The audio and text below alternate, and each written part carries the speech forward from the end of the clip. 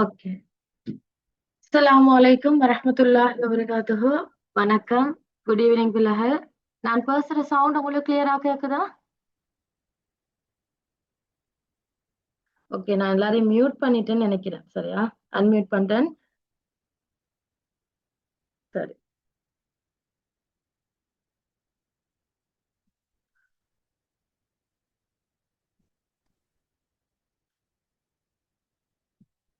விலங்குதா நான் கதைக்கிறது?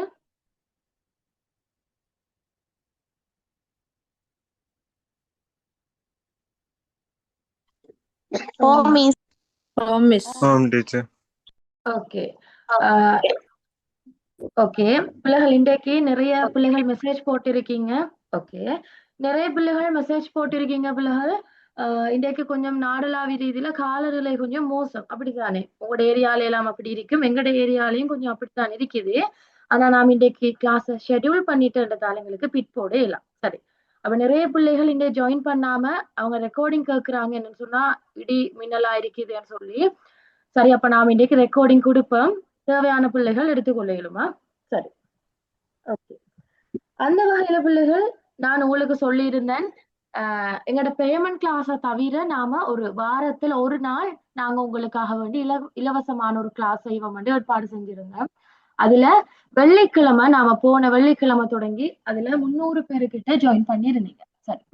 அதுல பல பிள்ளைகள் சொல்லியிருந்தீங்க, டீச்சர் எங்களுக்கு உங்களோட ஒரு நாள் இலவச கிளாஸ் போதா, இன்னும் போட்டா நல்லா இருக்கும்னு சொல்லியிருந்தீங்க. அதனால நாம் என்ன செஞ்சோம்னு சொன்னா இன்றைக்கும் ஒரு இலவச கிளாஸ் ஒன்று போட்டிக்கிறோம். ஆகவே இதுல பயன்பெற்றுக் கொள்ளுங்க. இலவசமாக கிடைச்சால் பயன்பெறத்தானே வேணும், மிஸ்யூஸ் பண்ணாம.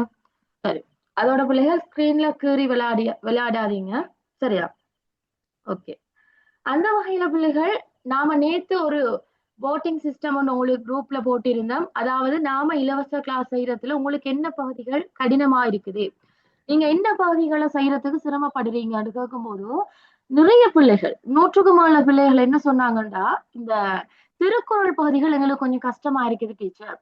திருக்குறளுக்கு ஒன்று எழுத தெரியாது, திருக்குறளை பாடமாக்குறது கஷ்டம், அதோட கட்டமைப்புக்கு ஏத்த மாதிரி விடு எழுத தெரியான்னு ஏகப்பட்ட பிரச்சனைகளை நீங்க சொல்லியிருந்தீங்க. சரி. அந்த எல்லா பிரச்சனைக்குமான அந்த எல்லா குழப்பங்களுக்குமான தெளிவை நீங்க இந்த கிளாஸ்ல பெற்றுக்கொண்டுட்டு தான் போவீங்க. சரி. அந்த வகையில பிள்ளைகள் உங்களுக்கு தெரியும், இந்த திருக்குறள் உங்களுடைய முதலாவது வினாப்பத்திரம் தமிழ் பேப்பர் 1ல பகுதி 2ல கேட்டு வரக்கூடிய ஒரு கேள்வி. அப்படித்தானே? 3வது கேள்வியாக உங்களுக்கு வரக்கூடியது. அப்ப பிள்ளைகள் ஒரு ஏக்கு டார்கெட் பண்ணி படிக்கிற ஒரு புள்ள கட்டாயம் என்ன செய்யணும், இந்த திருக்குறள் பகுதி எடுத்து செய்யறது மிகவும் நல்லது. இல்லைங்கடா? திருக்குறள் எழுதுறது கஷ்டம் இல்ல பிள்ளைகள், அதை பாடமாக்குறதும் கஷ்டம் இல்ல. நீங்க ஒழுங்கா தெளிவான முறையில் அதை விளங்கி இலகுவான நுட்பங்களோட படிச்சு பாடமாக்கினு சொன்னா உங்களுக்கு நல்ல ஒரு ஸ்கோர் ஒன்று பண்ணிக்கல இயலும். ஆகவே திருக்குறள் என்றதை விட்டுறாதீங்க. அது மிக முக்கியமான பகுதி. ஃபைனல் எக்ஸாம் கட்டாயம் தான் செய்யுங்க. அதெல்லாம பிள்ளைகள் முன்கூட்டி ஒன்று சொல்லிக் கொள்றேன், எங்களோட மே 8ஆம் தேதி ஃபைனல் செமினார் நடக்க போகுது. பேமெண்ட் கிளாஸ் பிள்ளைகளுக்கு தெரியும், அவங்களுக்கு முன்னரே அறிவிச்சிட்டு இருந்தேன். அதுல பிள்ளைகள் நாங்க உங்களுக்கு 10 மாதிரி வினாத்தாள்கள் 10 மாடல் பேப்பர் செட் பண்ணி உங்களுக்கு அதோட பயிற்சிகள் தருவோம்.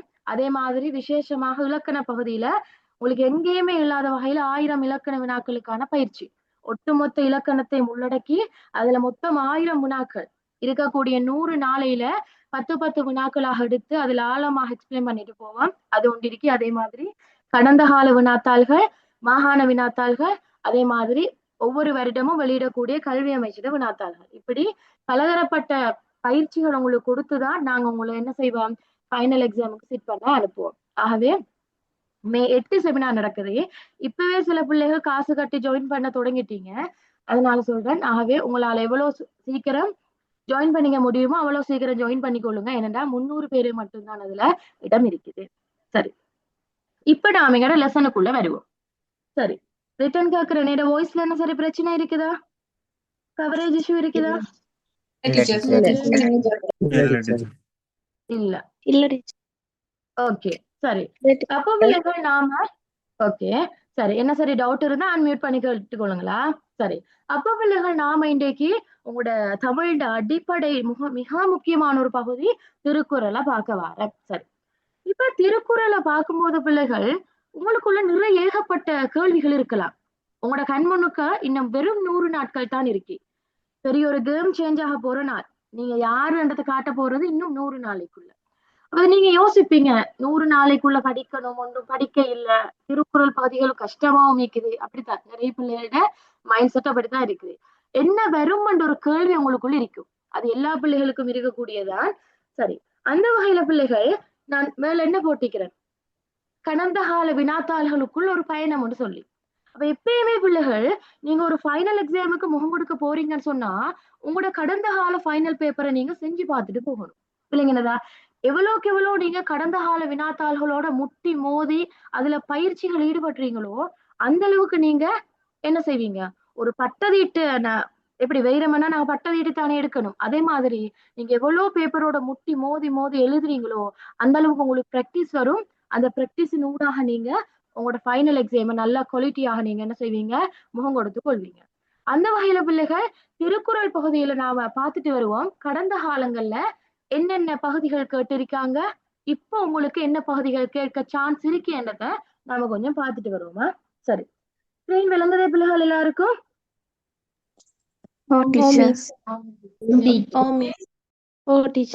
மருவா விளங்குதாமா ஸ்கிரீன்? ஓகே, சரி.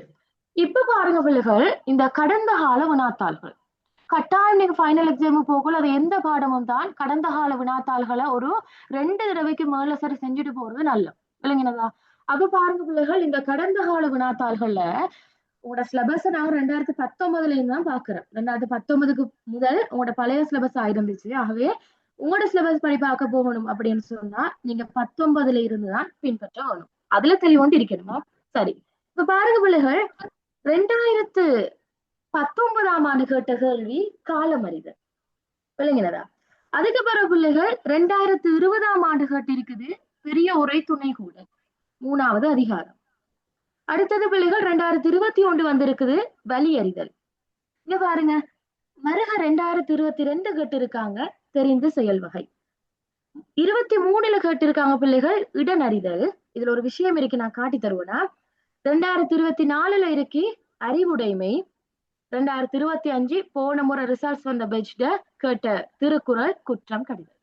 அப்ப இதுல இருந்து உங்களுக்கு ஒரு அனுபவத்தை எடுக்கலாம். எது, ஒரு காலம் வந்த திருக்குறளை இவங்க ரிப்பீட் பண்ணி இல்ல, ஒரு காலம் வந்தது வந்திருக்குதா இல்ல.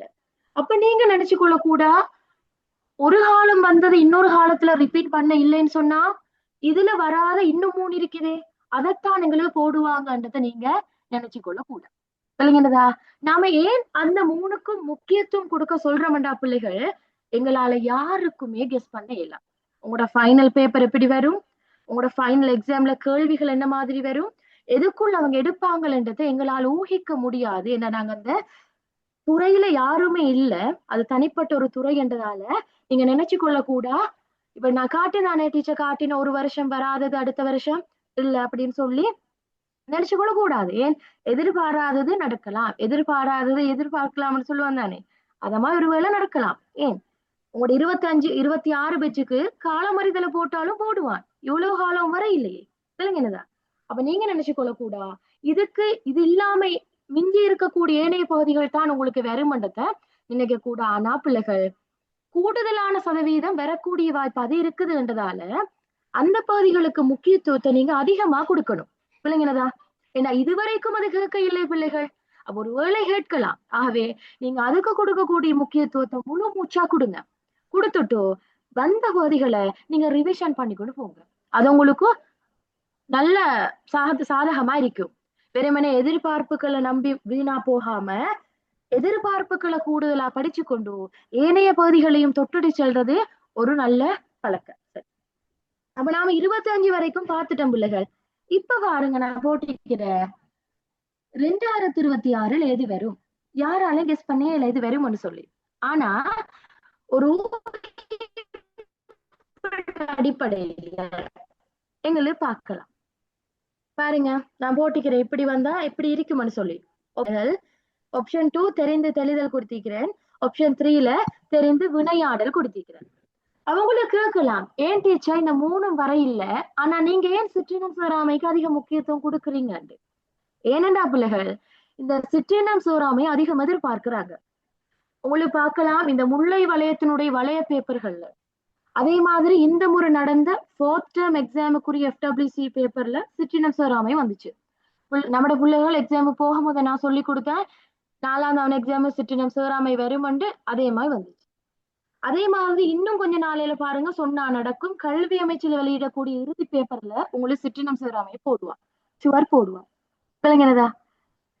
அது மட்டும் இல்லாம பல மாகாணங்கள் இந்த மேல் மாகாணத்துல வெளியிடக்கூடிய சில பிரபல பாடசாலையிலிருந்து வெளியின பேப்பர்ஸ் அது நான் மே 8 செமினார்ல தருவேன், அதை எடுத்து வைக்கிறேன். அதுலயும் கூட இவங்க என்ன செய்யறாங்க, சிற்றினம் சேராமை அதிக அளவு வலியுறுத்துறாங்க.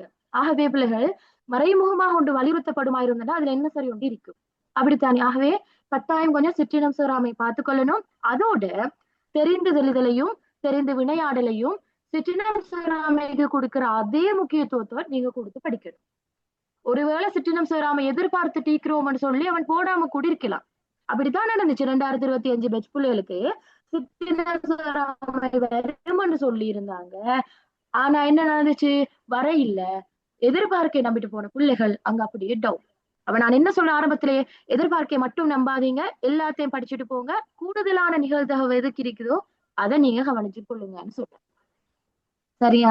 அந்த வகையில நாம இன்றைக்கு பிள்ளைகள் சிற்றினம் சேராமையை நாம ஆழமாக பார்ப்போம். அதே மாதிரி அதுல வரக்கூடிய வினாக்களை பாக்குறோம். அடுத்தடுத்த கிளாஸ்ல தெரிந்து தெளிதல் தெரிந்து வினையாடல்ன்றதை பார்க்க இருக்கிறோம். சரியா? ஓகே. இப்ப பாருங்க 2019 என்னென்ன கேள்விகள் கேட்டு வந்திருக்குன்னு சொன்னா இத கொஞ்சம் அவசரமா பார்த்துருப்போம் என்ற நீங்கள் பார்த்திருந்த உங்களுக்கு பழக்கப்பட்ட கேள்விகள் பாருங்க. காலம் அல்லுதல்ல கேட்கப்பட்ட வினாக்கள், காலம் அறிதலோட சிறப்பும் பயனும், காலம் வரும்படி பொறுத்திருப்பதும், அவற்றிருந்து எவ்வாறு கருமத்தை முடிப்பது. சரி, 2020 கேட்டிருக்கிற பாருங்க பிள்ளைகள், பெரியோரை துணைகோடல். பாருங்க அதுல மொத்தம் 5 கேள்விகள் கேட்டிருக்கிறான். ஒன்று, பெரியார் என்றா யாரு, அவங்களுடைய இலக்கணம், பெரியாரை துணைகோடல் ஏன் வேண்டும் என கேட்டிருக்கிறார். 2வது, பெரியோரை துணைகோடல் சிறப்பு. 3வது, அதனால் ஏற்படக்கூடிய பயன். 4, அவர்களை துணைகூடாமையினால் ஏற்படக்கூடிய குற்றம். அடுத்தது, உவமை அணியின் பொருத்தப்பாடு. சரி, அடுத்தது பாருங்க வலி அறிதல். வலி அறிதல் கேள்விகளை பாருங்க. முதலாவது வலியின் பகுதிகளும், அடுத்தது அதனை அறிந்து மேற்கொள்வாரடையும் பயன்களும். இப்ப அடுத்ததுதான் சம்பவம் ஒடிக்கி சிற்றினம் சேராமைய உங்களுக்கு பார்த்துக் கொள்ளிடுமா. அடுத்தது பாருங்க பிள்ளைகள், தன்வழியார் அடையும் இழுக்குன்னு வந்திருக்குது. அதாவது தன்னுடைய வலிமையை உணராதவர்கள் அடையக்கூடிய இழுக்கு என்ன என்று கேட்டிருக்காங்க. 3வது பிள்ளைகள் பொருள் வலியறிதலின் முக்கியத்துவம். 4வது கேட்டிருக்கிறான் கையாளப்பட்டுள்ள அணியின் சிறப்பு. அப்ப கொஞ்சம் நீங்க உங்களுக்கு ஒரு தெளிவுடு வந்திருக்கும், இவங்க அணிகளை பத்தியும் கேட்கிறாங்க, ஆகவே நாங்க அதுக்கும் கொஞ்சம் கூடுதல் முக்கியத்துவம் கொடுக்கணும்ன்றது இப்போ விளங்கியிருக்கும். சரி, இப்ப 2022ஆம் ஆண்டு கேள்வி பாருங்க. தெரிந்த செயல் வகையில வந்திருக்கிறது. முதலாவது பாருங்க, செய்யத்தக்க வினை அதை செய்யும் முறை. 2வது, தவிர்க்க வேண்டிய வினை அதை தவிர்க்காவிட்டால் ஏற்படும் தீமை. 3வது கேட்டிருக்கிறான் பிள்ளைகள், செய்ய வேண்டியவற்றை செய்த வினை செய்வதற்கான வழிமுறை அதை செய்வதற்கான உரிமைப்பாடு. சரி, இப்ப பிள்ளைகள் பாருங்க 2023 கேட்டிருக்கிறான் இடனறிதல். இதுக்கு முன்னுக்கு இது வந்து இல்ல, இதுதான் ஃபர்ஸ்ட் டைம். சொல்லுங்கம்மா. ஏன்னா இலக்கணம்னு கேட்டீங்க, அது வந்து மைய கருத்தா எழுதணும். வெரி குட், நல்ல ஒரு கேள்வியா. பிள்ளைகள் இலக்கணம் என்று சொல்றது எங்கட பிள்ளைகள் தெளிவில்லை. இலக்கணம் என்று சொன்னா அதாவது பெரியோரின் இலக்கணம் என்று கேட்கிறாங்க தானே, அப்படி ஒரு கேள்வியோடு வந்துச்சு, முன்னுக்கு நான் காட்டினா விளங்கும். அதாவது பெரியோரின் இலக்கணம் என்று கேட்கிறது என்னடா, பெரியோர் எனப்படுபவர் யார், அவரை நாங்க என்னென்ன கருவிகளை கொண்டு நாம பெரியோராக வரை விலக்கணப்படுத்துறோம், அந்த விஷயத்தை தான் நீங்க விளங்கினதா? சொல்லுங்க ஆலியா, சொல்லுங்கம்மா. என்ன ரெக்கார்டிங் தருவீங்களா? ரெக்கார்டிங் தருவன், அது வந்து இன்ஃபார்ம் பண்ணின பிள்ளைகளுக்கு கொடுப்பேனா. ஏன்னா 300 பேர் வாரண்டு ரெஜிஸ்டர் பண்ணியிருந்தாங்க, ஆனா அவங்க என்னன்னா இந்த கிளைமேட் இஷ்யூன்றதால வர கிடைக்கல, அந்த பிள்ளைகளும் ரெக்கார்டிங் கிடைக்கும். ஓ சார், இங்க டீச்சர் இங்கேயும் கொஞ்சம் ஓகே கிளைமேட் ப்ராப்ளம் தான். சரி ஆலி, அப்ப நீங்க எனக்கு பர்சனல் நம்பர் மெசேஜ் போடுங்க, நான் மார்னிங் போடுவேன்னா. ஓகே மேடம் என்ன டீச்சர்? எனக்கும் இப்ப பாருங்க மழை பிள்ளைகள், 2000 ஓகே. நான் ஆலியாக்கு என்ன சொன்னடா, ஆலியா நீங்க எனக்கு பிரைவேட் நம்பர் மெசேஜ் ஒன்று போட்டுக்கொள்ளுங்க, நான் உங்களுக்கு ரெக்கார்டிங் அனுப்புறேன்னு சொன்னேன். சரியா? Okay miss. Okay okay okay Aliya, teacher நீங்க சொல்லிடுவா. என்ன டீச்சர் நீங்க பண்ணலாம்? மேடம் அடுத்த பிள்ளைகள் கிருஷ்ணா, நான் பேசுற கிளியரா இருக்குதா? అవును టీచర్ క్లియర్ இருக்கு. ஓகே பிள்ளைகள், இந்தியா கொஞ்சம் என்ன ஸ்லோன் ரீதியாக நாடளாவிய ரீதியில கொஞ்சம் கிளைமேட் இஷ்யூ தான். அதனால நீங்க இருக்கிற இடங்கள் கொஞ்சம் கவரேஜ் இஷ்யூ உண்டா, உங்களுக்கு அப்படியே ஆகலாம். கொஞ்சம் இருக்கிற இடத்த மாத்திக்கொள்ளுங்களா. சரி, இப்ப பாருங்க பிள்ளைகள், 2023 இடனறிதல் கேட்டிக்கிறார். பாருங்க, முதலாவது கேட்டிக்குது, பகைவரை வெல்ல கருதிய அரசர் பகை நாட்டு அரணின் புறத்தை அதற்கேற்ற இடத்தினை அறிதல். சரி, ஆவண பாருங்க, பகைவருடன் போர் செய்வதற்கான இடத்தினை அறிதல். மூணாவது கேட்டிக்கிறான், பகைவருடன் போர் செய்யக்கூடாத இடமும் அவ்விடத்திலே போர் செய்ய ஏற்படும் பாதிப்பும். இதெல்லாம் நான் தெளிவா சொல்லிக்கிறேன். அடுத்தது அணியின் பயன்பாடு. இப்ப பாருங்க, 2024 ஆண்டு என்ன கேட்டானு சொன்னா, அறிவுடைமையிலிருந்து வந்துச்சு. உண்மையில இந்த பெச் பிள்ளைகள் எழுதிட்டு வந்து அந்த அளவு சந்தோஷப்பட்டாங்க. ஏன், எல்லாரும் விழுந்து விழுந்து படிக்கிறது இந்த முதலாவது அதிகாரத்தை தானே, அந்த மாதிரி எழுதி வச்சுட்டு வந்தாங்க. பாருங்க, அறிவுடைமையில அறிவின் சிறப்பு கட்டிருந்தான், அறிவின் இலக்கணம் கட்டிருக்குது, அறிவுடையாரது இலக்கணம், அறிவுடையாரது சிறப்பு. இந்த 4 கேள்விகளும் கட்டிருந்துச்சு. அதுக்கு பிறகு உங்களோட சீனியர் பெட்ச், அதாவது 2025 பெட்ஜுக்கு குற்றம் கடிதல் வந்துச்சு. பெரும்பாலும் நாடளாவிய ரீதியில சிற்றினம் சேராமை எதிர்பார்த்தினாங்க, ஆனாலும் அது வரை இல்ல, மாறாக குற்றம் கடிதல் வந்துட்டு. குற்றங்கள் எவை? குற்றம் கடிதல் தொடர்பாக பொது வகையால் கூறப்படுவன, சிறப்பு வகையால் கூறப்படுவன, குரலுடன் அமைதான் இதை கட்டிக்கிறேன். இப்ப அடுத்தது எதிர்கொள்ள போறாக்கள் புது பிள்ளைகள், நீங்க உங்களுக்கு எது வரும் என்ற கேள்வியின் போது 3 குரல் அதிகாரங்கள் தான் இருக்குது, இது இன்னும் வர இல்லை. ஆகவே இது வரக்கூடிய சான்ஸ் இருக்குது. ஆனா பிள்ளைகள் நல்லா நோட் பண்ணிக்கொள்ளணும், நான் இந்த 3 தான் வரும் என்று சொல்ல இல்லை, ஆனால் நிகழ்வுகள் ஒரு பெர்சன்டேஜின் அடிப்படையில இந்த 3 வரக்கூடிய சான்ஸ் அதிகமா இருக்குது. ஆகவே கூடுதலான முக்கியத்துவத்தை இதுக்கு கொடுத்து கொள்ளுங்க. சரி, அப்ப இந்த 3 பிள்ளைகள் கூடுதலாக சிற்றினம் சேராமை வரக்கூடிய நிலைமைகள் இருக்குது என்றதால நாம கொஞ்சம் இந்த சிற்றினம் சேராமைய ஆழமாக பார்ப்போம். ஒவ்வொரு குறளையும் அந்த குறள் எப்படி இலகுவா ஞாபகம் வச்சுக்கொள்ளணும், எப்படி எழுதணும், என்னென்ன கேள்விகள் வரலாம் இடத்தை பார்த்தால் ஒரு வேலை நினைச்சு கொள்ளுங்க, இது உங்களோட ஃபைனல் எக்ஸாமுக்கு வந்தேன்னு சொன்னா நீங்க இந்த கிளாஸ மறக்க மாட்டீங்க. ஏன், நாம எதிர்பார்க்க வினாக்கள் உண்டாக படிச்சோம். ஆகவே நல்ல ஒரு சந்தர்ப்பத்துல நீங்க இந்த அவ்வளவு பேரும் இருக்கீங்க. சரி, ஓகே. கடைசிக்கு நான் சொல்லித்தரோம் பிள்ளைகள், இந்த திருக்குறளை எப்படி நாங்க இலகுவான வழிமுறையில பார்க்கணும், அதுக்கு நான் பாடல் ஒன்று செஞ்சுக்கிறேன். அதாவது 3க்குமே 3 அதிகாரத்துக்கும் 3 விதமான பாடல்கள். அது உங்களுக்கு ஈஸியா நினைவு வச்சுக்கொண்டா இன்னும் கொஞ்சம் கிளியரா இருக்கும். ஏன்னா சினிமா பாடல்கள் பாடமாக்குறது ஈஸியான்னு சொன்னா உங்களுக்கு இதையும் பாடலா மாத்தினா ஈஸியா இருக்கும், அப்படித்தானே? சரி, இப்ப நாம பார்ப்போம் பிள்ளைகள் சிற்றினம் சேராமை. சரி, இப்ப இது நான் ஸ்டார்ட் பண்றதுக்கு முதல் உங்களுக்கு கேட்கிறேன், நான் இதுக்கு முதல் அனலைஸ் பண்ணி அத்தனை விஷயம் உங்களுக்கு கிளியரா? இதுல என்ன சரி டவுட் இருக்குதா? Clear teacher. இல்ல டீச்சர். ஓகே, புகழ் எப்படி? Sorry Gajan. Clear madam. Okay clear madam. Okay, Hani எப்படிமா, கிளியரா? ஓகே சரி, ஓகே. இப்ப பிள்ளைகள் இந்த சிற்றினம் சேராமை என்றது பாக்குறதுக்கு முதல் நம்ம கொஞ்சம் பார்ப்போம். இந்த திருக்குறள் என்றது பிள்ளைகள் லேசிப்பட்ட ஒரு வேலை இல்லை. என்ன தெரியுமா, திருவள்ளுவர் ஒவ்வொரு அதிகாரத்துக்கு பின்னால இன்னொரு அதிகாரம் வச்ச கூட நல்ல ஷார்ப்பான மைண்ட்ல தான் வச்சுக்கிறாரு, தூர நோக்கோட தான் பிள்ளைகள் வச்சுக்குது. சரி, அதை நாம பார்ப்போமா? பார்த்தா உங்களுக்கு தெரியும் பிள்ளைகள். மைக் ஆஃப் பண்ணிக்கொள்ளுங்க ரட்சிகா. சரி, உங்களுக்கு தெரியும் பிள்ளைகள், இந்த திருக்குறளினுடைய முதலாவது அதிகாரமாக நீங்க என்ன படிக்கிறீங்க? அறிவுடைமைன்றதை பாக்குறீங்க, அப்படித்தானே? அந்த அடிப்படையில பிள்ளைகள் இந்த திருவள்ளுவர் சொல்றாரு, முதலாவது இது அரசியல் என்ற இயல் இருந்ததால இது ஒரு மன்னனுக்கு பொருத்தமான வகைதான் சொல்றாரு. சரியா? அரசியல் என்ற இயல்ல தான் இயற்றப்பட்டிருக்குது. ஆகவே இது ஒரு மன்னனுக்கு பொருத்தமானது. இப்ப நாடாளக்கூடிய ஒரு மன்னன் மட்டுமா இதை பின்பற்றணும்டா இல்ல, சாதாரண குடிமகன் ஆகிய நாங்களும் பின்பற்றலாம். ஏண்டா இது ஒரு காலம் கடந்து நிலை பெற்றிருக்கக்கூடிய ஒரு நூல். அதனால எங்களை யாவருக்கும் பின்பற்றக்கூடியதா இருக்குது. சரி, அந்த வகையில பிள்ளைகள் உங்களுக்கு தெரியும், முதலாவதாக திருவள்ளுவர் சொல்றாரு, நீ ஒரு நாடாளக்கூடிய மன்னனா, அப்ப நீ முதலாவது என்ன செய்யணும்டா, நீ அறிவுள்ளவனா இருக்கணும். விளங்கினதா? முதலாவது நீ ஒரு நாடாளக்கூடிய மன்னனா இருந்தால் நீ அறிவுள்ளவனா இருக்கணும். ஏனென்றா நீ ஒரு நாட்டை பொறுப்பா எடுத்திருக்க கூடியவன். நாட்டை பொறுப்பா எடுத்திருந்தன்னு சொன்னா அந்த நாட்டு மக்களுக்கு பிரச்சனைகள் ஏற்படும் பொழுதோ, அல்லது அந்த நாடு பொருளாதார ரீதியாகவோ அல்லது அரசியல் ரீதியாகவோ இப்படி பலதரப்பட்ட டைம்ல அந்த நாட்டை ரன் பண்ணி கொண்டு போகணும்டா, முதல்ல அந்த நாட்டோட தலைவன் எப்படி அவனா இருக்கணும், அவன் புத்தி சாதுரியவனாக அறிவுடையவனாக இருக்கணுமா. பாருங்க, இப்ப நாமளும் கூட எங்க நாட்டோட ஜனாதிபதியாக ஒரு அறிவுள்ளவனை விருப்பப்படுவோமா, இல்லாட்டி அறிவில்லாத ஒரு மடத்தனமாக யோசிக்கக்கூடியவரை விரும்புவோமா? மக்கள் தலைவனை ஏற்றுக்கொள்வாங்களா? அப்படி இல்ல. அவை முதலாவது திருவள்ளுவர் சொல்றாரு, நீ நாடாளக்கூடிய அரசனா இருக்குமா இருந்தால் உனக்கு இருக்க வேண்டிய முதலாவது பண்பு அறிவுடைமை, அறிவுள்ளவனாக இருக்கணும் என்று சொல்லி முடிச்சிட்டாரு.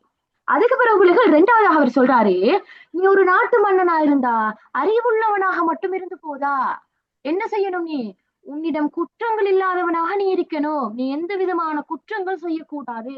ஏனென்றா நாடாளக்கூடிய மன்னன் குற்றங்கள் செஞ்சு மதுவுக்கும் மாதுவுக்கும் களவு பொய்களுக்கும் அடிமையா இருந்தன்னு சொன்னா என்ன நடக்கும்?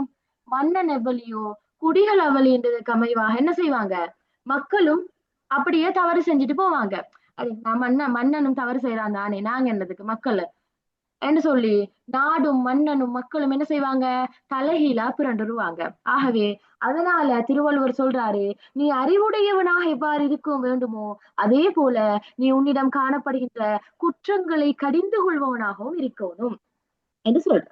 அப்படி சொல்லி போட்டுட்டு பிள்ளைகள் மூணாவதாக அவர் சொல்றாரு, நீ குற்றங்களை கடிந்து மட்டும் போதா, நீ என்ன செய்யணும், உனக்கருகே நல்ல அறிவிலையும் அனுபவத்திலையும் திறமையிலையும் புலமை பெற்ற பெரியாக்களை நீ கிட்ட வச்சுக்கொள்ளணும்.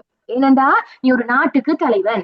உனக்கு எந்த நேரம் என்ன ஏற்படலாம், எதிர்ப்புகள் ஏற்படலாம். அப்படித்தானே, எதிர்ப்புகள் வரலாம். ஆகவே நீ அந்த எதிர்ப்புகளுக்கு முகம் கொடுத்து கொண்டோ உனக்கு வரக்கூடிய துன்பங்கள் இருந்து நீ விலகி போகணும்னு சொன்னா உனக்கு அருகில் யார் இருக்கணுமா, நல்ல பெரியவர்கள் இருக்கணுமா என்று சொல்லி பெரியோரை துணை கூடல் என்ற அதிகாரத்தை வச்சாரு. அதுக்கு பிறகு என்ன செஞ்சாருண்டா பிள்ளைகள், அவர் சொல்றாரு, நீ ஒரு புறம் நல்ல அறிவிலையும் ஆற்றலையும் அனுபவத்திலையும் சிறந்த பெரியோர்களோடு மட்டும் நீ இருந்து போதா, நீ என்ன செய்யணும், நீ சிறியவர்களோடு சேராத. எப்படி பெரியவர்களோடு சேரணும்னு சொன்னதோ அதே விதமா ஒன்று சொல்றான் பிள்ளைகள், இந்த சிறிய குணமுடைய சிறுமை குணமுடைய என்ன அர்த்தம், இந்த களவு பொய் சூது வஞ்சகம் இப்படி தீய குணங்களோட தெரியக்கூடிய சிற்றினத்தவர்களோட சேரக்கூடாது என்றதையும் சொல்றாரு. இல்லைங்கனதா? அப்ப அதுதான் சிற்றினம் சேராமை என்ற அதிகாரத்துல இவர் சொல்லிக்கிறாரு. நீ ஒரு நாடாளக்கூடிய மன்னனா, அப்ப நீ என்ன செய்யணும், உன்னுடைய நண்பர் வட்டாரத்திலேயோ அல்லது உனக்கு சுத்தி இருக்கக்கூடிய ஆட்களையோ இந்த சிறிய குணம் படைத்தவர்களோட நீ சேராத, அவங்களோட நீ நட்பு கொள்ளாத என்று கண்டனம் செய்யறாரு. இல்லைங்கனதா? அந்த அதிகாரத்தை தான் நாம இன்னைக்கு பார்க்க போறோம். இதுல என்ன சரி டவுட் இருக்குதா? இதை நான் அதிகார வைப்பு முறை சொல்லிட்டு வந்தேன். இல்ல மேடம். ஓகே சரி, ஓகே சரி.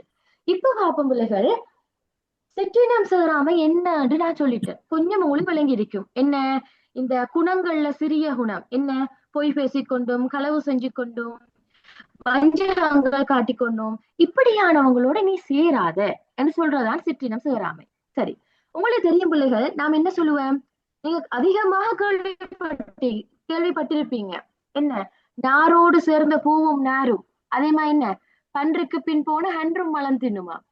இல்லைங்களா? அப்ப அது மாதிரியான பழமொழியெல்லாம் நீங்க கேட்டு இருப்பீங்க, உங்களோட வீட்டுல எல்லாம் சொல்லியிருப்பாங்க. ஏன் அப்படி சொல்றேன்டா பிள்ளைகள், நாங்க என்னதான் அடிப்படையில ஒரு நல்ல குணமுடையவங்களா இருந்தாலும் வேலையில நாங்க சேரக்கூடிய இனம் தவறான இனமா இருந்தா. விளங்கினதா?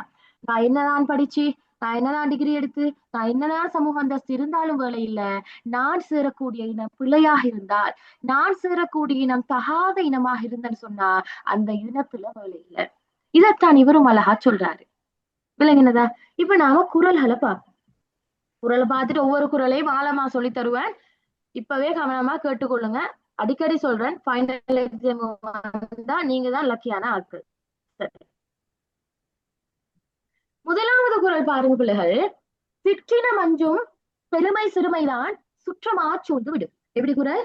சிற்றின மஞ்சும் பெருமை சிறுமைதான் சுற்றமா சூழ்ந்து விடும். இந்த இடத்துல பிள்ளைகள் நான் சொல்றேன், நீங்க கட்டாயம் ஒரு திருக்குறள் எழுதணுமா இருந்தா இந்த முதல் வரியில 4 சொற்களும் 2 வரியில 3 சொற்கள், 2ஆவது வரியில 3 சொற்களும் தான் எழுதணும். இது திருக்குறளுக்கு இருக்கக்கூடிய அடிப்படை இலக்கணமா. என்னன்னு சொன்னா திருக்குறள் என்றது குறள் வெண்பாவில் எழுதப்பட்டது. ஆகவே நீங்க உங்களோட ஆன்சர் எழுதும் போதும் இப்படியான கட்டமைப்புல தான் எழுதணும். அதுல விட்டுறாதீங்க. சரி, இப்ப பாருங்க, முதலாவது சொல்றான், சிற்றின மஞ்சும் பெருமை சிறுமைதான் சுற்றமா சூழ்ந்து விடும். அப்படிங்கிற முதலாவதாக நாங்க எடுக்கணும் இந்த பெருமை. பெருமை என்றா என்ன அர்த்தம்? பெரிய குணமுடையவர்கள், அதாவது நம்ம சமூகத்தில் இருப்பாங்க தானே, நல்ல குணமுடைய, நல்ல சமூகத்துல நல்ல வரவேற்பு இருக்கக்கூடிய ஆட்கள், அவங்கள தான் பிள்ளைகள் நாங்க பெரியவர்கள் என்று சொல்லுவோம். ஆகவே அந்த பெரியவர்கள் இதுவாம் செய்யும், சிற்றினம் அஞ்சுமா. இப்படி பார்க்கணுமா, சிற்றினம் அஞ்சுமா. ஆகவே பெரியவர்கள் என்ன செய்வாங்களாம், இந்த சிறிய குணமுடையவர்களோட சேருவதற்கு பயப்படுவாங்களாம். ரிட்டன் பாருங்க, சிறுமைதான் சுற்றமா சூழ்ந்து விடும். ஆனா மாறாக சிறிய குணமுடையவர்கள் என்ன செய்வாங்களாம், அவங்களே போல் இருக்கக்கூடிய சிறிய குணமுடையவர்களோட நண்பர்களாகி கொள்வாங்களாம். இப்ப இதுக்கு சின்ன ஒரு உதாரணம் சொல்லுவோம் பாருங்க. இப்ப எங்களோட சமூகத்துல எடுத்தா கூட ஒரு நல்ல சமூக அந்தஸ்துள்ள ஒரு நல்ல மனுஷர், அவரு எப்படியான ஆட்களோட பழகுவாங்க, அவருடைய நண்பர் வட்டாரம் எப்படி இருக்கும்? Very good. அவரை போல நல்லொழுக்கம் உள்ள நல்ல சிந்தனைகள் கொண்ட ஆட்களோடதான் பழகுவாங்க. அவங்க தப்பி தவறி சரிந்த தீய குணங்களுடைய இந்த கஞ்சா கடத்தல் செய்யக்கூடிய ஆக்கள், பொய் பேசக்கூடிய ஆக்க, வஞ்சகம் செய்யக்கூடிய ஆக்க, களவு செய்யக்கூடிய ஆக்க, இப்படியான ஆக்களோட பழகுவாங்களா? என்ன பிள்ளைகள், அவங்க பயப்படுவாங்க. ஒருவேளை நாம் இவங்களோட சேர்ந்துட்டேன்னு சொன்னா எங்களோட பேரு கட்டு விடுமோ, எங்களுக்கு சமூகத்தில் இருக்கக்கூடிய அந்தஸ்து இல்லாமல் போய்விடுமோ என்று பயப்படுவாங்க. அதைத்தான் இந்த திருவள்ளுவரும் சொல்றாரு. எப்படியா, பெருமை சிற்றினம் மெஞ்சுமா. பெரிய குணமுடையவர்கள் சிறுமை குணமுடையவர்களோடு சேருவதற்கு பயப்படுவார்களாம். தொடர்ந்து பாருங்க, சிறுமைதான் சுற்றமா சூழ்ந்து விடும். ஆனால் இந்த சிறுமை குணமுடையவர்கள் தன்னை போல சிறுமை குணமுடையவர்களோடு நண்பர்களாகி பழவாங்க, உறவினர்களாகி கொண்டு பழவாங்க. இப்ப நீங்க பாருங்க, உங்களோட கிளாஸ்ல கூட இருக்கும் இந்த ஒழுங்கா முடிவெட்டிட்டு வராம டீச்சர்ஸ் மாருக்கு தேவையில்லாம பேசிட்டு கிளாஸ்ல அரட்டை அடிச்சிட்டு இருக்கிற பிள்ளைகள் யாரோட பழகுவாங்க? அதே மாதிரி சேர் செய்யக்கூடிய ஆக்களோட தான் பழகுவாங்க. ஓமா இல்லையா? நீங்க நடைமுறையில கண்டிருக்கிற விஷயம். அப்ப அதைத்தான் சொல்ற, இந்த சிறிய குணமுடையவர்கள் என்ன செய்வாங்களாம், அவங்களே போல அவங்களோட இனத்தோட அவங்க பழகி கொள்வாங்களாம். இதுக்குத்தான் பிள்ளைகள் நாம ஒரு பொதுவாக ஒரு வாசகம் சொல்வேன், இனம் இனத்தை சாரும் உண்டு. கேள்விப்பட்டிருக்கிறீங்களா? இனம் இனத்தை சாரும். Very good. நாம சொல்றோம் இவன் சேர்க்க சரியில்லைன்னு சொல்லி. ஏனென்றா பிள்ளைகள், நான் ஒரு நல்ல இனமா இருந்தா நான் நாடுகிற இனமும் நல்ல. இதுவே நான் தீய இனமுடையவனாக இருந்தா என்னுடைய சுற்றுப்புறமும் எனக்கு அயல் இருக்கக்கூடிய ஆக்களும் தீய குணமுடையவராக தான் இருப்பாங்க. அதுதான் இனம் இனத்தை சாரும் என்று சொல்றேன் இல்லைங்கனதா. அவ முதலாவது குரல்ல என்ன சொல்றாங்கடா, பெரியோரின் இயல்பு சிற்றினத்தை அஞ்சி ஒதுக்கும், சிறியோரின் இயல்பு அதையே சுற்றமாக எண்ணி தழுவிக்கொள்ளும். அவங்களுக்கு கேள்வி கேட்டு வரலாம், இந்த சிற்றினம் பெரியோருக்கு ஆகாது அல்லது சிற்றினம் சேரக்கூடாது என்பதை எந்த குரல்ல வெளிப்படுதுன்னு கேட்டு வரலாம். அப்ப நீங்க கட்டாயம் முதலாவது குரல்ல சொல்லணும். முதலாவதுலே போட்டு உடைச்சிட்டான் பிள்ளைகள் யாரு? திருவள்ளுவர்.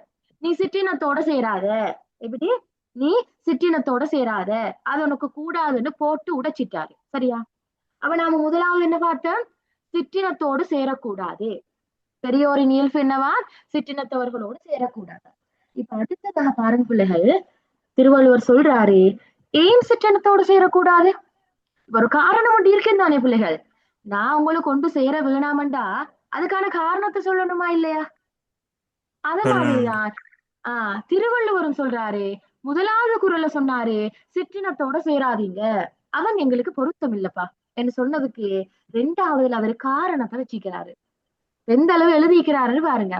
அப்ப ரெண்டாவது குறள் என்ன சொல்லுதுண்டா, இந்த சிற்றினம் சேராமைக்கான காரணம் ஏன்பா நாங்க சிற்றினத்தோடு சேரக்கூடாது, என்ன காரணம் என்னத்த சொல்றாரு.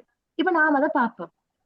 பாருங்களா, நிலத்து இயல்பால் நீர் திரிந்து அச்சாகும் மாந்தர்க்கு இனத்து இயல்பது ஆகும் அறிவு. 2 தரம் வாசிக்கிறேன் கேளுங்களா.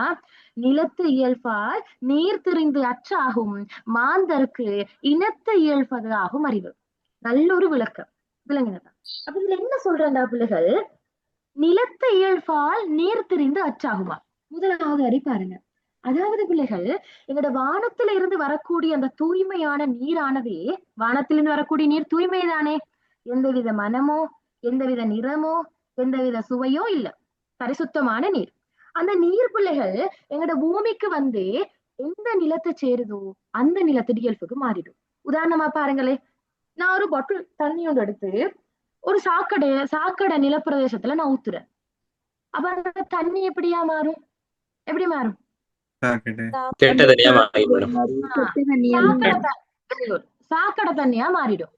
இப்ப இதுவே நான் ஒரு நல்ல நிலத்துல, நன்னீர் இருக்கக்கூடிய ஒரு நல்ல தூய்மையான ஒரு நிலத்துல ஊத்துறேன்னு சொன்னா அந்த தண்ணி என்ன செய்யும், அதாவது தூய்மையா அந்த தண்ணியும் தூய்மை தான் மேடம். அந்த தண்ணியும் தூய்மையா தான் இருக்கும். அப்ப பிள்ளைகள் 1 மினிட் கொஞ்சம் இருங்க, வாங்க சொல்றாங்க, சரியா? அது முடிய நான் ஸ்டார்ட் பண்றேனா?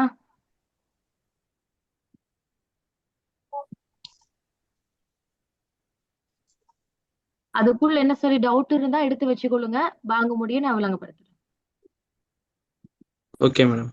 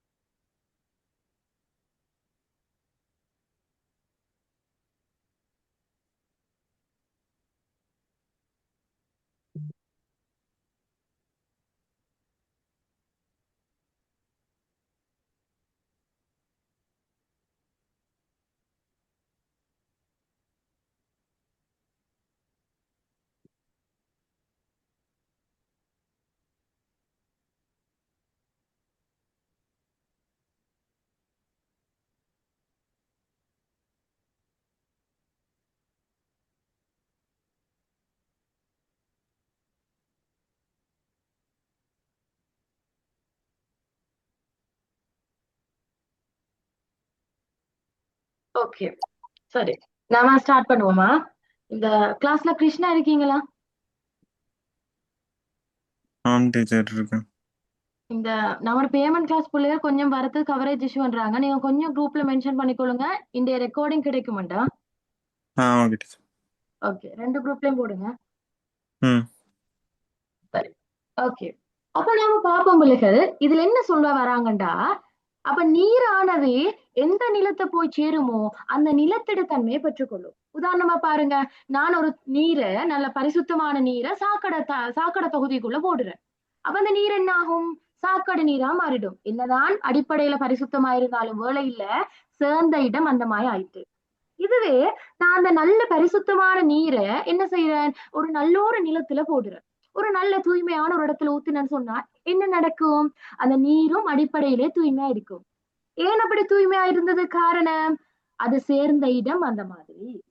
அதே மாதிரிதான் பிள்ளைகள் நாம அப்போ நாங்க எந்த இனத்தோட சேர்றோமோ அந்த இனத்தை பொறுத்துதான் பிள்ளைகள் எங்களோட அறிவும் மாறும். இப்ப நான் பாருங்க, நான் என்ன சுத்தி நிறைய படிச்சாக்கள், நல்ல சமூகத்துல ஒரு நல்ல நிலையில் இருக்கக்கூடிய ஆக்கள், முக்கியமா ஒழுக்கமான ஆக்களோட நான் பழகினேன்னு சொன்னா என் அறிவும் நல்ல அறிவா தான் இருக்கு.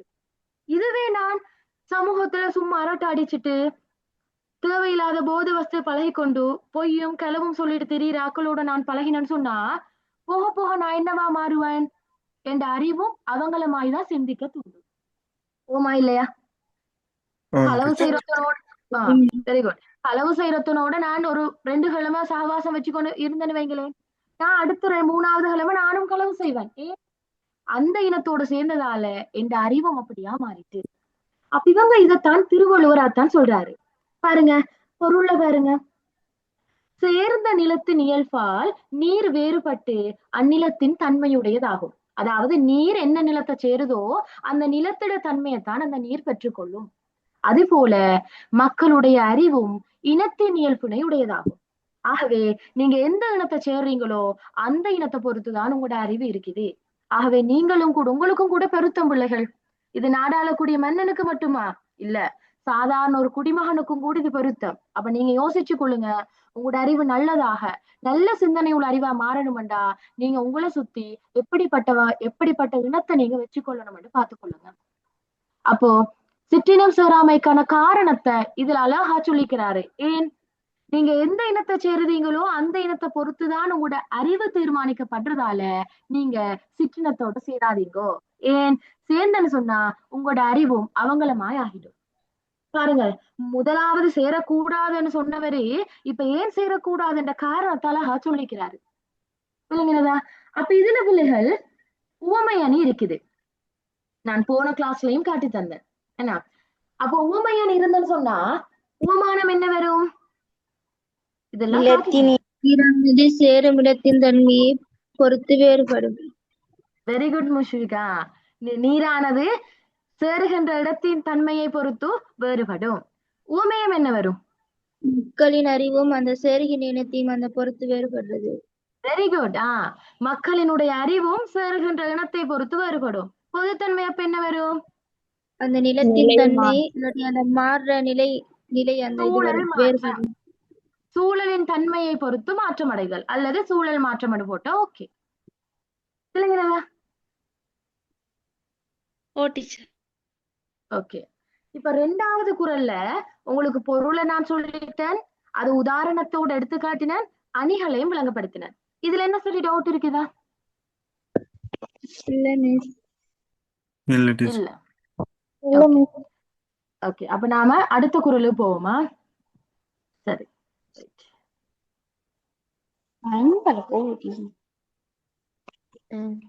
இப்ப பாருங்க பிள்ளைகள், இந்த 3வது குறள். சரி, 3வது குறளை பாருங்க. மனத்தானாம் மாந்தருக்கு உணர்ச்சி இனத்தானாம் இன்னான் எனப்படும் சொல். பாருங்க, மனத்தானாம் மாந்தருக்கு உணர்ச்சி இனத்தானாம் இன்னான் எனப்படும் சொல். அப்ப இது எதுக்காக சொல்லிக்கிறேன்டா பிள்ளைகள்? இனத்தோடு சேருவதன் முக்கியத்துவம் அதுக்காக சொல்லிக்கிறாரு திருவள்ளுவர். நாம ஏன் இனத்தோட சேரணும், எந்த இனத்தோட சேரணும்னு சொல்லி அதுல முக்கியத்துவத்தை பத்தி அழகா கதைச்சிக்கிறாரு. சரி, இதுல பொருளை பார்த்தா உங்களுக்கு தெளிவா விளங்கும். பாருங்க பிள்ளைகள், மாந்தருக்கு முதலாவது எது எடுக்கணும்? மாந்தருக்கு, அதாவது மனிதர்களுக்கு உணர்ச்சி மனத்தானா. உணர்ச்சி என்று சொல்றது பிள்ளைகள் இயற்கை அறிவு அல்லது நாம பொதுவான அறிவு என்று சொல்லுவோம். எங்களுக்கு அடிப்படையில இருக்கக்கூடிய ஒரு அறிவு இருக்குமே அது. அப்போ மனிதர்களுக்கு அந்த இயற்கை அறிவானது எதிலிருந்து வருமா? மனத்தானா, மனதில் இருந்து வருமா? இல்லைங்கதா?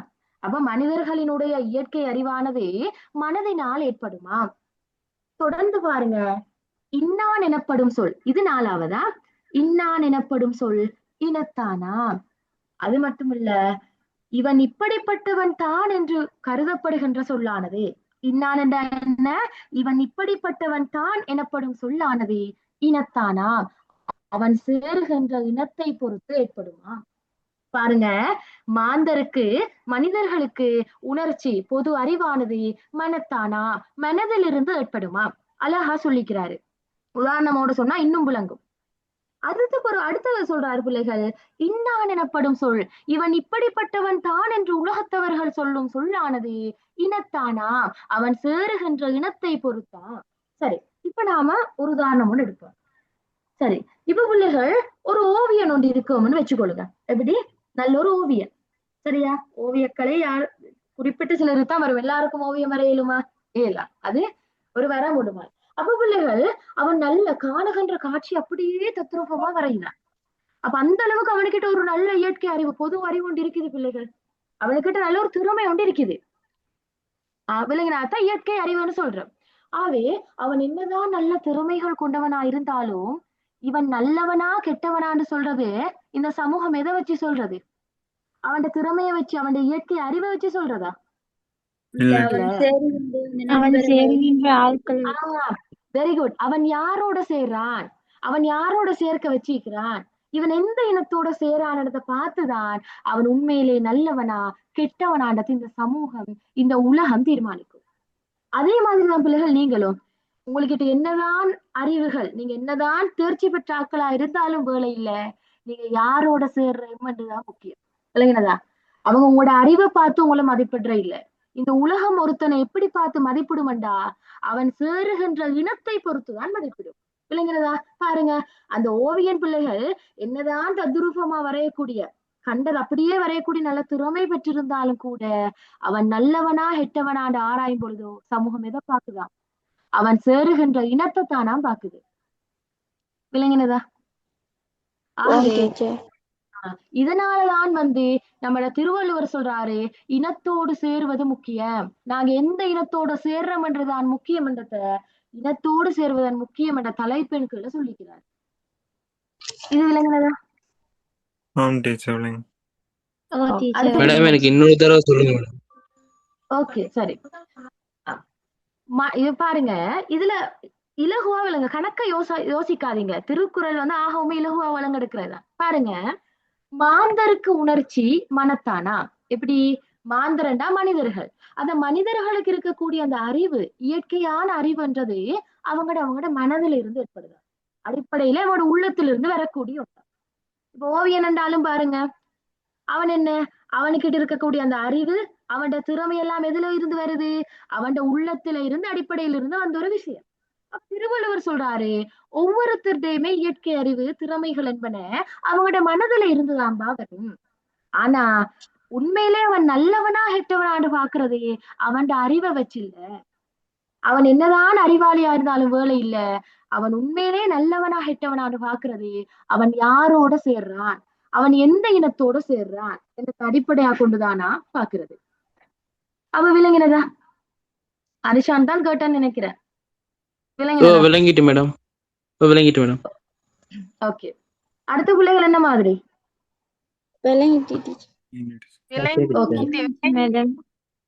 ஓகே, சரி. இப்ப நாம பார்ப்போம் 4வது குறள். 3வது குறள்ல பிள்ளைகள் இனத்தோடு சேருவதன் முக்கியத்துவம், ஏன் நாம நல்ல இனத்தோடு சேரணும், அதற்கான முக்கியத்துவம் என்னன்னு சொன்னாரு.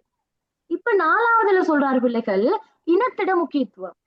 நல்ல இனமா கெட்ட இனமான்றதுல அந்த இனங்கள் இருக்குதே, அந்த இனத்துல முக்கியத்துவம் என்ன, உங்களோட வாழ்க்கையில என்ன முக்கியத்துவத்தை தருதுன்றதை காட்டுவேன். பாருங்க, 4வது குறள். மனத்து உளது போல காட்டி ஒருவருக்கு இனத்து உளதாகும் அறிவு. சரி, இதை நாம இலகுவா விளங்கெடுத்துக் கொள்வோம். பாருங்க, அறிவு முதலாவது எடுக்கணும். அறிவு, இந்த அறிவுன்றது பிள்ளைகள் ஒருத்தருக்கு இருக்கக்கூடிய சிறப்பறிவு. சிறப்பறிவு என்றா என்ன? அவர் பார்க்கறதுக்கு நல்ல புத்திசாலியாக, படிச்ச ஆளாக, நல்ல சிந்தனை திறனுள்ள, இப்படியான அந்த அறிவு. ஒவ்வொருத்தருக்கிட்டையும் ஒவ்வொரு வித்தியாசமான அறிவுகள் இருக்குது. அந்த மனிதர்களுக்கிட்ட இருக்கக்கூடிய அறிவு மனதுல உள்ளது போலதானா விளங்கும். எப்படி? பாருங்க, ஒருவனுக்கு சிறப்பறிவு மனதில் உள்ளது போல காட்டினாலும், ஆனா தொடர்ந்து என்ன சொல்றான்? இனத்து உள்ளதாகும். இப்படியா? உண்மையிலே அதை நோக்கும் பொழுதோ அவன் சேர்ந்த இனத்தில் உள்ளதாகும். இப்ப நான் ஒரு உதாரணம் சொல்றேன், அதை உங்களுக்கு விளங்கிடும். பாருங்க, இப்ப ஒருத்தன் நீக்கிறான் பிள்ளைகள், நமக்குள்ளே இருக்கிற ஒருத்தர் எடுத்துக்கொள்ளுங்களேன். அவர் பாக்குறதுக்கு ஒரு நல்ல புத்திசாலித்தனமான, எதையுமே நல்ல நிதானமாக கையாளக்கூடிய நல்ல ஒரு குவாலிட்டியான ஆள் உண்டு வைங்க. இப்ப அவர் பாக்குறதுக்கு எப்படி இருக்கிறாரு? நல்ல அறிவானவரா இருக்கிறாரா இல்லையா? ஆம் டீச்சர். ஆம் மேடம். இருக்கிறாரு. அப்ப நாங்க என்ன நினைச்சு கொள்ளுவேன், இப்ப வெளிப்படையாக காண்றத நினைச்சு உண்மையிலே இவர் அடிப்படையிலே இவர மனதளவுல இவர் என்ன இப்படிப்பட்ட ஒரு அறிவுள்ளவரா இருப்பாரு, இவர் அடிப்படையில நல்ல ஒரு ஆள் தானுன்னு நினைக்கிறேன். ஆனா திருவள்ளுவர் சொல்றாரு அப்படி இல்ல.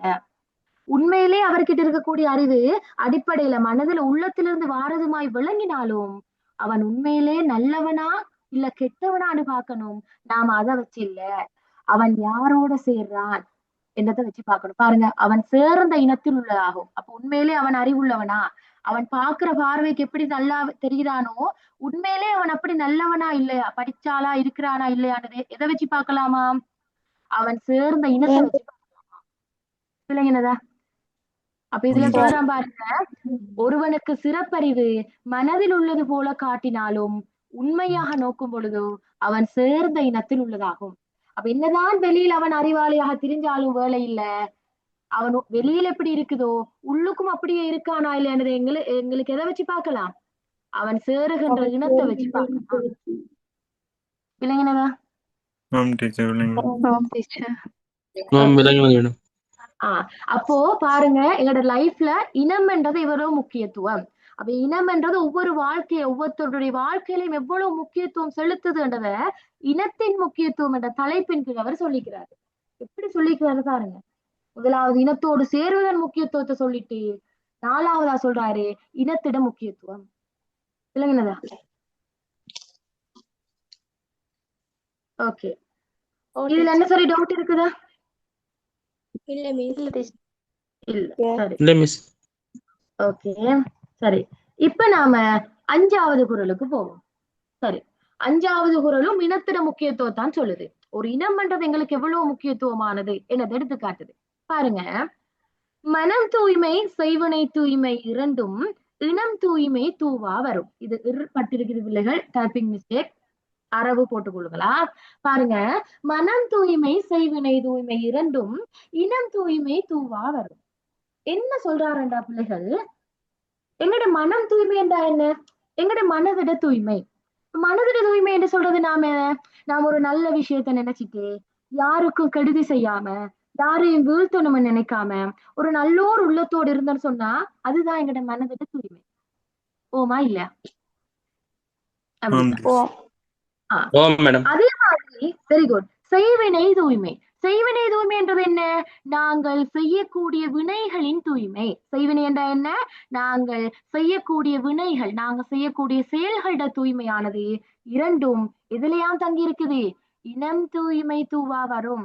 இரண்டுமே நாங்கள் சேரக்கூடிய இனத்தின் தூய்மையை பொறுத்து வருமா. அதாவது பாருங்க பிள்ளைகள், நான் ஒரு நல்ல இனத்தோட சேர்றேன்னு வச்சுக்கொள்ளுங்க. இப்ப நான் நல்ல இனத்தோட சேர்ந்தேன்னு சொன்னா நான் நல்ல விதமா என் உள்ளத்துல நினைப்பேனா இல்லையா? நினைப்பேன். உண்மை பேசணும், அடுத்தவங்களை வீழ்த்த கூடாது, மன நோகப்படி நடக்க கூடாது, பொறாமப்படக்கூடாது, இப்படின்னு நான் மனதளவுல நல்லா நினைப்பேன். ஏன்? நான் சேருகின்ற இனம் என்ன சுத்தி இருக்கக்கூடிய ஆட்கள் அப்படிப்பட்ட ஆட்கள். இப்ப நான் நல்லதை நினைக்கிறதால, என்ன மனம் நல்லதை நினைக்கிறதால நான் இயல்பாகவே செய்யக்கூடிய வினைகள் எப்படி இருக்கும்? நல்லதாத்தான் இருக்கும். இல்லைங்களா? நான் உண்மை பேசணும்னு மனதளவுல நினைச்சேன்னு சொன்னா நான் உண்மையைத்தான் செயல் மூலமா பேசுவேன். இல்லைங்களா? நான் பிறருக்கு உதவணும் என்று நான் மனதுல நினைச்சேன்னு சொன்னா என் செயலும் பிறர்களை உதவக்கூடிய வகையில தான் என் இருக்கும். இல்லைங்களா? ஆகவே அப்ப எங்களோட உள்ளம் தூய்மையானது இருக்கணுமா இருந்தாலும் எங்களோட நாங்க செய்யக்கூடிய செயல்கள் தூய்மையா இருக்கணும் என்றாலும் எது எங்களுக்கு ஃபர்ஸ்ட் தூய்மையா இருக்கணும்? நாங்க சேரக்கூடிய இனம் தூய்மையா இருக்கணும். இல்லைங்களா? அப்ப பொருள்ல பாருங்க பிள்ளைகள், மனத்தின் தூய்மை செய்யும் செயலின் தூய்மை ஆகிய இவ்விரண்டும் சேர்ந்த இனத்தின் தூய்மையை பொறுத்தே ஏற்படும். இப்ப தலைகீழா பாருங்களேன், நான் ஒரு அடாவடித்தனம் செய்யக்கூடிய ரவுடிசம் பண்ணக்கூடிய குரூப் போட்டு நான் சேர்றேன். சேர்ந்து 2 நாளையில என் உள்ளம் எது சொல்லும்? அவனை ரவுடிசம் பண்ணணும், கொலை செய்யணும், களவுக்கு போகணும், பொறாமப்படணும்னு சொல்லி நான் உள்ளத்துல நினைப்பேனா இல்லையா? நினைப்பேன். நினைச்சதால நான் என்ன செய்வேன்? அவனோட சேர்ந்து அவன் செய்யற மாய செய்யறேன். அப்ப என்ன செயல்களோட வினயம் எப்படி ஆகுது? கெட்ட வாயிலாம் போகுது. ஆகவே திருவள்ளுவர் சொல்றாரு, நீங்க மனத ஒருங்கல் தூய்மையா இருக்கணுமா, நீங்க செய்யக்கூடிய செயல்கள் தூய்மையா இருக்கணுமா, நீங்க முதலாவது செய்யணும், அதுக்கு எல்லாத்துக்கும் முதல் நீங்க ஒரு நல்ல இனத்தோட சேரணும். நீங்க சேரக்கூடிய இனம் தூய்மையா இருக்கணும். அது தூய்மையா இருந்தா பின்னால எல்லாம் தூய்மையா நடக்கும். எது? உங்களோட மனமும் தூய்மையாகும், நீங்க செய்யக்கூடிய செயல்களும் தூய்மையாகும்னு சொல்றேன். சிம்பிளா விலங்கு எடுத்துக்கொள்ளுங்க. விலங்கினதா? ஆம் அப்ப டீச்சர். இனம் வெரி குட். இனம் தூய்மையா இருந்தா என்ன நடக்குது? எங்கட மனம் தூய்மையாகுது. மனம் தூய்மையாயினா இயல்பாகவே எங்கட நாங்க செய்யக்கூடிய வினைகளும் தூய்மையாகும். இது விளங்கிட்டா? ஆம் டீச்சர் விளங்கிட்டு. டீச்சர் ஓ டீச்சர். சரி, இந்த அளவுக்கு அந்த அளவு இறங்கி விளங்கப்படுத்திக்கிறேன். விளங்க இல்லைன்னா சொல்லுங்க, ரிட்டர்ன் விளங்கப்படுத்த ரெடி. சரி, ஓகே. இப்ப நாம டீச்சர் இது என்ன டீச்சர் கஜன் டீச்சர் இது சொல்லுங்க. வந்து இனத்தின் முக்கியத்துவம் டீச்சர். இனத்தின் முக்கியத்துவத்துவம் கொடுக்கலாம். அப்ப வந்து அந்த பின்னாம சிற்றினம் சேராமையின் சிறப்பாகவும் அதே சொல்லலாம் teacher. Very good. Very good Gajan. இந்த 5வது குறளை இனத்தின் முக்கியத்துவத்துவம் கொடுக்கலாம், சிற்றினம் சேராமையின் சிறப்புக்கும் கொடுக்கலாம். அதுல எந்த விதமான சந்தேகமும் இல்லை. ஏன்? நாங்க சேரக்கூடிய இனம் தான் எங்கட மனதிடைய தூய்மையையும் செய்யக்கூடிய செயல்களோட தூய்மையை தீர்மானம். அங்க இனம் முக்கியமாகதான் இல்லையா எங்கட லைஃப்ல? பிராக்டிக்கலா யோசிச்சு பாருங்க. ஆமா டீச்சர். ஓமா இல்லையா? அப்ப அதனால இனத்திட முக்கியத்துவத்துக்கும் உங்களுக்கு இதை அழகா கொடுக்கலாம். சரி கஜன், டவுட் கிளியரா? Okay teacher. ஓகே, ரெண்டுக்கும் எழுதுங்களா? சரி, இப்ப பாருங்க பிள்ளைகள், 6வதுல திருவள்ளுவர் சொல்லிக்கிறாரு சிற்றினம் சேராமையின் சிறப்பு. பாருங்க, முதல்ல போட்டு உடைச்சிட்டாரு தானே, நீ சிற்றினத்தோட சேராத, அது உனக்கு பொருத்தம் இல்லைன்னு சொன்னாரு. இப்ப சொல்றாரு, நீ சிற்றினத்தோட சேர இல்லையோ, நீ நல்ல இனத்தோட சேர்ந்தாயோ, அப்ப உனக்கு என்ன சிறப்பு வரும், நீ இந்த சிறப்பெல்லாம் அடைஞ்சு கொள்வாயின்னு சொல்லி 6வதுலயும் 7வதுலயும் சொல்றாரு. நீ சிற்றினத்தோட சேர இல்லையா, அப்ப உனக்கு இன்னென்ன சிறப்பு வரும் என்று சொல்றாரு. இப்ப நாம என்ன சிறப்புன்றதை பார்ப்போமா? பாருங்க, மனம் தூயாருக்கு எச்சம் நன்றாகும், இனம் தூயாருக்கு இல்லை நன்றாக வினை. ஈஸியா விளங்குடுங்க. சரி பாருங்க, மனம் தூயாருக்கு, மனம் தூயாருண்டா என்ன? நல்ல மனசு கொண்டாக்க. நான் சொல்ல தூய்மையான மனம்னு சொல்லி வஞ்சகம் நினைக்காத மனம். அப்படி மனதை கொண்ட ஆக்களுக்கு எதுவா நல்லதாமையும்? எச்சம் நன்றாகுமா? எச்சம் என்றா என்ன பிள்ளைகள்? அதாவது அந்த மக்களுக்கு பின்னால் இருக்கக்கூடிய வெரி குட் பிள்ளை பேரு, மக்கள் பேர் இருக்குதா இல்லையா பிள்ளைகள்?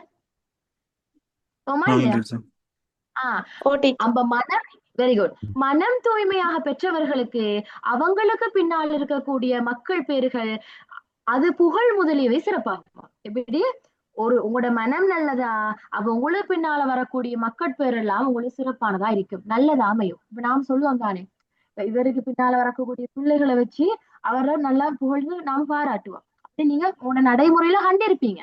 அப்ப அதைத்தான் இவரும் சொல்றாரு. இப்படி நீங்க மனம் தூய்மையுடையவரா இருந்தா உங்களுக்கு பின்னால் இருக்கக்கூடிய மக்கள் பேரு பிள்ளை பேர்கள் எல்லாம் நல்லதா அமையும்.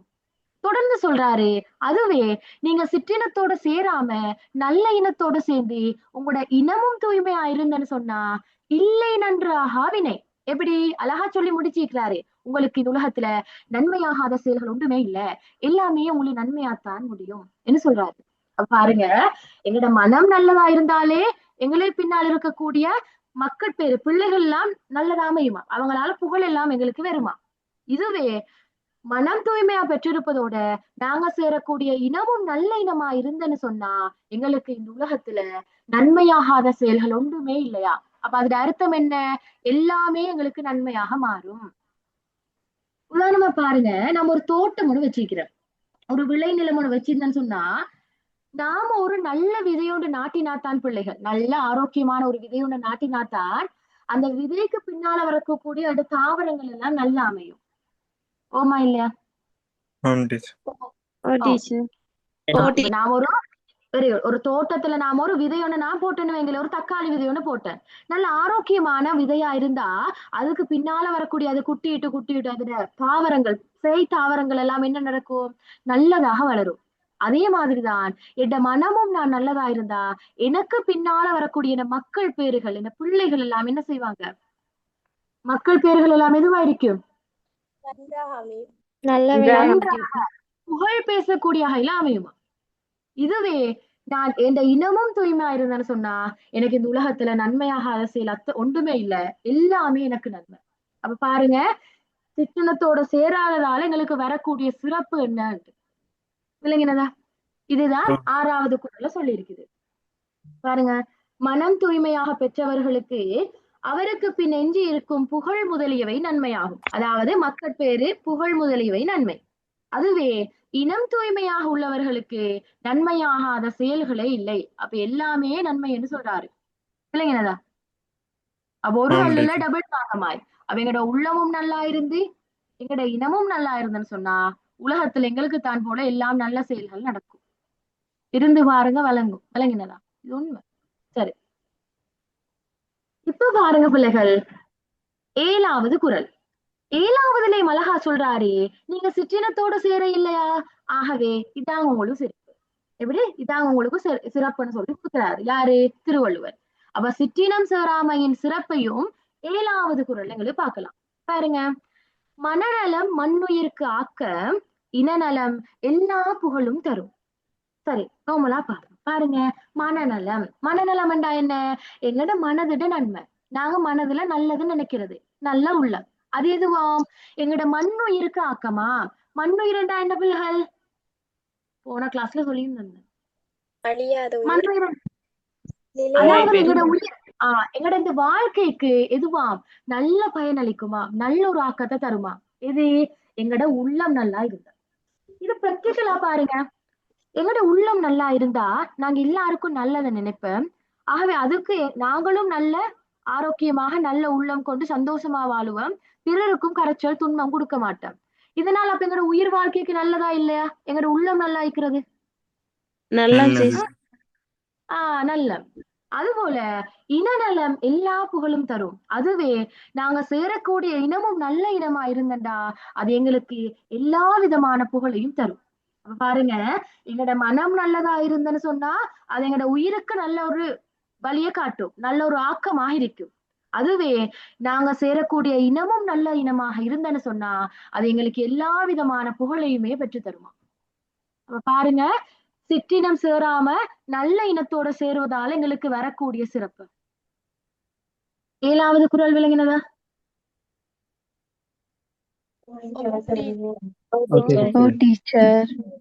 ஓகே, சரியா? 8வது குறள் பாருங்க பிள்ளைகள். 8வது குறள் என்ன சொல்லுதுண்டா, 8 தொடக்கம் 10 நோட் பண்ணிக்கொள்ளணும். 8 தொடக்கம் 10, நல்லினத்தால் நன்மையும் சிற்றினத்தால் தீமையும் வருமா. அதாவது நீ நல்ல இனத்தோட சேரியா அப்ப உனக்கு நன்மைதான் வரும். இது நீ கெட்ட இனத்தோட சரியா உனக்கு அப்ப எல்லாம் தீமைதான்பா என்று சொல்றதுதான் இந்த 8 தொடக்கம் 10 வரையான குறள்கள். சரி, பாப்போமே. பாருங்க, மனநலம் நன்கு உடையவராயினும் சான்றோருக்கு இனநலம் மேமா புடைத்து. அதாவது பிள்ளைகள், நாங்க என்னதான் மனதளவுல நன்மையா இருந்தாலும், மனதளவுல நல்ல செயல்கள் எண்ணிக்கொண்டு என்னுடைய உள்ளம் நல்லதா இருந்தாலும் சான்றோருக்கு, இந்த அறியவர்கள் அதாவது அறிவுள்ள ஆன்றோர்களுக்கு நல்ல இனம் ஒன்று சேருவதா இருந்தா, அவர் சேருகின்ற இனம் நல்லதா இருந்தா ஏமாப்பு உடைத்தா அது இன்னும் காவலாக இருக்குமா. ஏமாப்புன்னு சொல்றது என்ன? காவல். உதாரணம் ஒன்று விளங்கப்படுத்துறேன். அதுக்கு முதல்ல சொல்லி முடிக்கிறேன்னா, அதாவது பிள்ளைகள், எங்களோட மனதிட நன்மை நாங்க உறுதியா இருந்தேன்னு சொன்னா, மனதளவுல நாங்க எந்த விதமான கெடுதல்களும் செய்யாம உறுதியாக நன்மையை மட்டும் நாடி இருந்தேன்னு சொன்னா அது எங்களுக்கு பாதுகாப்பு தான், அது உறுதிதான். அதுவே நாங்க சிற்றினத்தோட சேராம நல்லினத்தோட சேர்ந்தோன்னு சொன்னா அது இன்னும் எங்களுக்கு உறுதியை தரும், அது எங்களுக்கு இன்னும் பாதுகாவலை தரும்னு சொல்றேன். சரி, ஒரு உதாரணம் எடுக்கிறேன். இது ஒரு கோட்டைன்னு நினைச்சுக்கொள்ளுங்க பிள்ளைகள். இது ஒரு அரண், சரியா? கோட்டை அரண், அந்த காவலாளிகள் வைக்கிறோமே. இந்த கோட்டையை நாம கட்டினதுக்கு பிள்ளைகள் எதிரி படைகள் வரக்கூடாதுன்றதுக்கு மன்னன் எப்படி நல்ல ஸ்ட்ராங்கான கல்லு, நல்ல ஸ்ட்ராங்கான இரும்பெல்லாம் போட்டு கட்டுவானா இல்லையா? ஒரு மன்னன் தன்னை பாதுகாத்து கொள்ள கட்டுவான். அப்ப அந்த கோட்டைக்கு பிள்ளைகள் அதோட அரண்கள் எப்படி பாதுகாப்பா இருக்குமோ அது போலதான் எங்களோட உள்ளம் நல்லதா இருந்தால் அது எங்களுக்கு பாதுகாப்பு தான். அது எங்களோட ஸ்ட்ராங் தான், எங்களை காப்பாத்தும். இதுவே அந்த கோட்டைக்கு பிள்ளைகள் எவ்வளோ அந்த அரண்கள் பாதுகாப்பா இருக்குமோ அதே போல அதை சுத்தி ஒவ்வொரு படை வீரர்கள் இருந்து தடுப்பு காவல்களும் வச்சுன்னு சொன்னா அது இன்னும் அந்த உறுதியை கூட்டுமா இல்லையா? கூட்டும் டீச்சர்.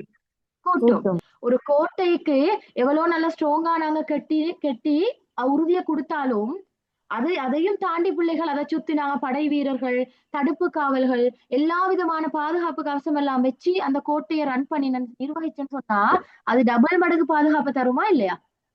தரும். அது மாதிரிதான் பிள்ளைகள் எங்களோட உள்ளம் நாங்க நல்லது நினைச்சால் அது எங்களுக்கு உறுதியைத்தான் தரும், எங்களை பாதுகாக்கும் தான். இதுவே நாங்க எங்களோட உள்ளம் நல்லா இருக்கிறத போல நாங்க சேரக்கூடிய இனமும் நல்லதா இருந்தா அது எங்களுக்கு இன்னும் டபுளாக எங்களுக்கு பாதுகாப்ப தரும். அது மேலும் நல்ல காவல் சொல்றாரு இல்லைங்களா?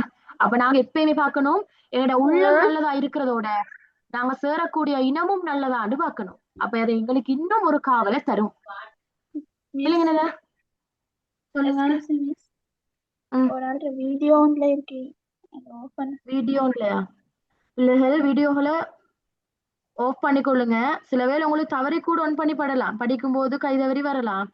கொஞ்சம் விளையாட்டா இருந்தீங்களா? ரைட், சரி. இப்ப 8வது குறள் விளங்கினதா? உதாரணம் எல்லாம் சொல்லி சொல்லி விளங்கப்படுத்திக்கிறேன். ஓகே, சரி. இப்ப பிள்ளைகள்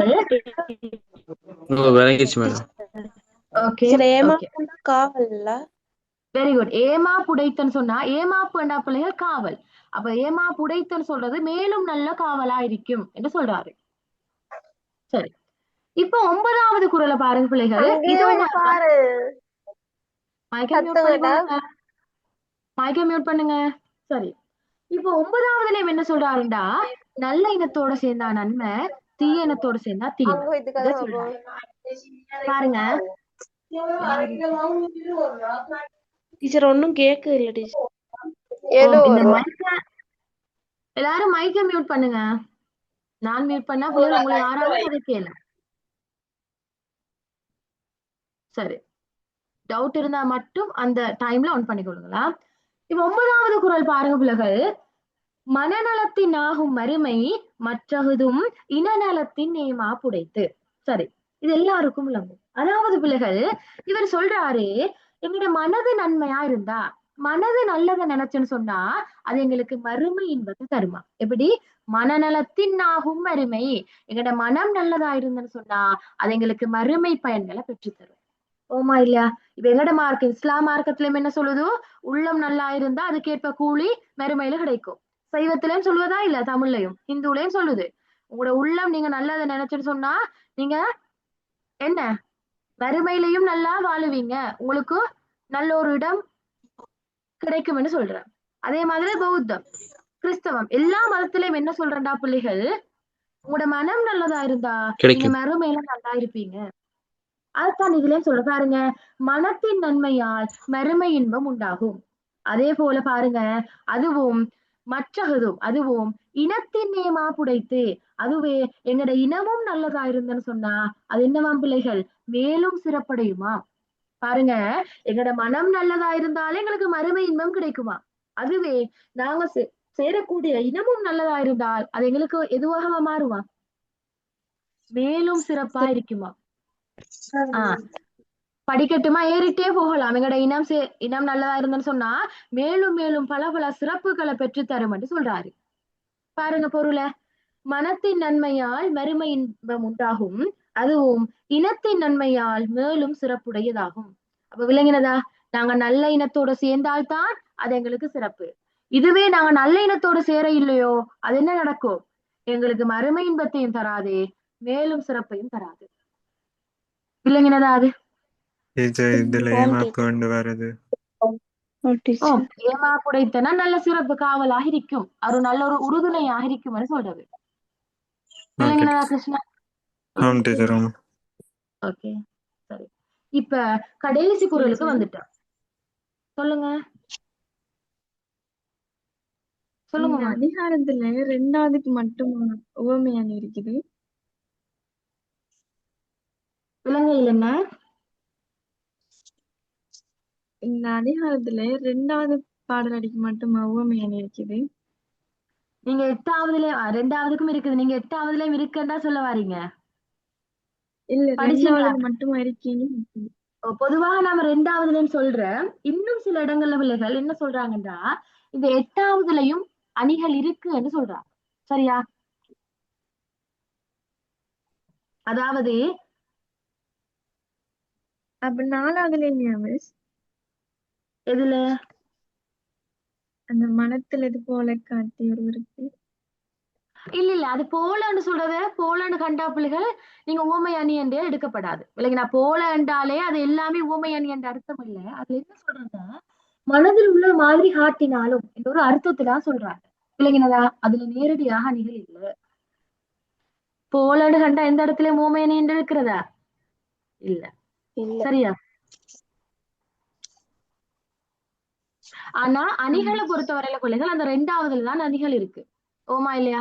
நான் போன கிளாஸ்ல சொல்லி தந்தனே பிள்ளைகள். ஆம் டீச்சர். ஆம் டீச்சர். சொல்லித்தந்தேன். ஓகே. அது 8வது அணில சொல்றாங்க. ஆனா என்ன பொறுத்தவரையில 8வதுகள்ல அணிகள் இல்ல என்றுதான் இருக்கு. சரி, சில பிள்ளைகள் சில இடங்கள்ல வேற வேற விதமா படிக்கிறாங்க. ஏன்னா எனக்கு இதுக்கு முதலும் ஒரு பிள்ளை கேட்டு 8வதுல அணி இருக்குதான்னு சொல்லி, அதனால நான் கேட்டேன். சரி, இத பாருங்க. 10வது குறள். இதுவும் நல்ல ஒரு அழகான குறள் ஒண்ணுதான். பாருங்க. நல்லினத்தின் ஓங்கும் துணை இல்லை, தீயினத்தின் அல்லல் படுப்பதும் இல்லை. அதாவது பிள்ளைகள் இதுல என்ன சொல்றேன்டா, நீங்க ஒரு நல்ல இனத்தோட பழகுறீங்களா, அந்த நல்ல இனத்தை போல உலகத்துல ஒரு சிறந்த துணை வேற எதுவுமே இல்லை. அதே மாதிரி நீங்க ஒரு தீய இனத்தோட பழகுறீங்களா, அந்த தீய இனத்தை போல உலகத்துல கொடிய துன்பம் கொடுக்கக்கூடிய வேறொன்றுமே இல்லை. அதை அடிச்சுக்க ஆள் இல்லைன்னு நாம சொல்லுவோம். அதை போல துன்பம் தரக்கூடிய ஒன்றும் இல்ல. இது நான் ஒரு தீய இனத்தோட பழகினேன்னு சொல்றேன். இல்லைங்கனதா?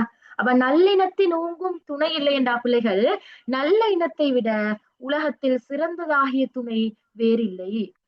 அதே மாதிரி தீயினத்தின் அல்லல் படுப்பதும் இல்லைன்னு சொன்னா ஒரு தீய இனத்தை போல அல்லல் படுப்பதும், அதாவது துன்பப்படுத்தக்கூடிய, அல்லல்ண்டா துன்பம், அந்த துன்பம் படுத்தக்கூடிய பகையும் இந்த உலகத்துல இல்லையா.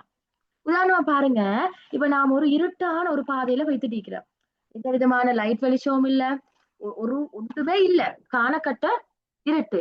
அப்ப இந்த இருட்டுல பிள்ளைகள் எங்களுக்கு ஒரு விளக்கம் எங்கட கையில கிடைச்சா இப்படி இருக்குமே. இருட்டுல எங்களுக்கு நல்ல ஒரு துணையா இருக்குமா இல்லையா? அது எங்களுக்கு எங்கட பயணம் முடியும் வரைக்கும் அது ஒரு நல்ல துணையா இருக்குமா இல்லையா? எங்கட கையில கிடைச்ச விளக்கு இருக்கும். அதே போலதான் பிள்ளைகள் எங்களுக்கு கிடைக்கக்கூடிய ஒவ்வொரு நல்ல துணைகளும் எங்களுக்கு கிடைச்ச அந்த விளக்கு மாதிரி. அதை போல ஒரு சிறந்த துணை இல்ல. அது எல்லா டைம்லயும் உதவும். பிள்ளைங்க அந்த இருட்டுக்கு உதவின மாதிரி. அதே போல நாங்க பயணிக்கிற அந்த இருட்டு தான் பிள்ளைகள் நாங்க பழகக்கூடிய அந்த தீமையான இனம். அதை போல கொடியது ஒன்று இல்ல. பிள்ளைங்க இருட்டுல பயணிக்கலுமா தானிய விஷ ஜந்து வந்தாலும் தெரியாமல் போகும். அதே மாதிரிதான் எங்களோட லைஃப்ல வரக்கூடிய ஒவ்வொரு தீய இனமும் அதை போல பகை தரக்கூடிய ஒன்றும் இல்ல, கொடூரமான பகையை தரக்கூடியது. ஆகவே நாங்க என்ன செய்யணும்? தீய இனத்துல நீங்க மாதிரி இதுக்கு உதாரணம் எல்லாம் போட்டு எழுதலுமா? உதாரணமும் போடலாம். அதுல பிரச்சனை இல்லைன்னா நீங்க உங்களோட விளக்கத்துல திறமையத்தான் பாக்குறாங்க. விளங்கினதா? நீங்க எந்த அளவுக்கு விளக்குறீங்க. அந்த குறள் பொருள் விளக்கம் தானே நீங்க எழுதணும். திருக்குறள்ல குறள் எழுதுற, பொருளை விளக்கி எழுதுற, அந்த விளக்கம் அது ஒவ்வொரு பிள்ளைகளோட திறமையின் அடிப்படையில மாறும். சில பிள்ளைகள் நல்லா விளக்குங்கள், சில பிள்ளைகள் நோமலா விளக்கும். விளங்கினதா? அது திறமை அடிப்படையில வரும். சரியா? இத மாதிரி விளக்கலாம். ஓகேவா டீச்சர்? எனக்கு ஒரு டவுட் டீச்சர். சொல்லுங்க கனுஜா. என்னென்ன டீச்சர், சில டீச்சர் மாதிரி சொல்றாங்க குறளும் எழுதி அதன் பொருளையும் எழுதி அதுக்கப்புறம் தான் கீழுக்கு அதோட விளக்கம் எழுதணும்னு சொல்லி, சிலாக்கள்கிட்ட கேட்கும்போது அவங்க சொல்றாங்க குறளும் பொருளும் மட்டும் எழுதுனா போதும்னு சொல்லி. ஆனா அதை எப்படி டீச்சர் எழுதணும்? கன்ஃபார்மான ஒரு விட ஒண்ணு எனக்கு சொல்லுங்களேன். அதாவது பிள்ளை நீங்க கட்டாயம் குறள் எழுதணும். சரியா? குறள் எழுதிட்டு அந்த பொருள் என்ன வரும்? 2 வரி இல்லைன்னா 3 வரி வருமா இல்லையா? டீச்சர் ஆனா வரும். பொருள் சொல்லுங்க சஃபா. பொருள் வந்து ஃபர்ஸ்ட் தான் எழுதணும், அதுக்கு பிறகு தானே குரல் எழுதுற. இல்ல, 2 அந்தி விதமா கூட வித்தியல் வருமா? திருத்துவாங்க. உங்களோட ஸ்கீம்ல இருக்குதா? அப்படி இல்ல. உங்களே ஃபர்ஸ்ட் பிள்ளை குரல் எழுதிட்டு பொருளை ஷோர்ட்டா சொல்லிட்டு உங்களை விளக்கத்தை அழகா எழுதலாம். அப்படி இல்லையா, சில பிள்ளைகள் பொருள் விளக்கம் எழுதிட்டு இறுதியாக குரல் எழுதுவாங்க. விளங்கினதா? 2 மெத்தட்லயும் எழுதுவாங்க. நீங்க ஆனா நீங்க எந்த மெத்தட்ல பழகி உங்களுக்கு டீச்சர் சொன்னதோ அந்த மெத்தடை தான் நீங்க ஃபாலோ பண்ணுங்க. கட்டாயம் குரல் பொருள் விளக்கம் இருக்கணும், இருந்தா உங்களுக்கு மார்க்ஸ். விளங்கினதா? அப்ப பொருள் மட்டும் இருந்தா விளக்கமும் தேவை. குரல் பொருள் எழுதினதா பிள்ளைகள் கொஞ்சம் இல்லைங்கம்மா, இந்த டவுட்டை கிளியர் பண்ணிட்டு வரேன். குரல் பொருளை நீங்க அந்தி வித்தியல் இருக்கு. ரதா வெயிட்டா, ரதாட கேள்விக்கு நான் வரேன். இங்க பாருங்க, குரலையும் பொருளையும் எழுதி வைக்கிற எப்படி கைட்ல இருக்கிற அதே இதை எங்கட பிள்ளைகள் என்ன செய்யற, அச்சல் இல்லாம அப்படி கொப்பி மாதிரி பண்ணி வைக்கிற. இப்ப அதுல ஒரு கேள்விக்கு 20 மார்க்ஸ் கேள்விக்கு பொருத்தமா சஃபா? என்ன மாதிரி? இல்ல டீச்சர். இல்ல. அப்ப 20 மார்க்ஸுக்கு நீங்க எழுதணும்டா அதுல குரல் பொருள் என்ன சொல்லுதோ அதை கொஞ்சம் நீங்க விளக்கி காட்டணும். விளங்கினதா?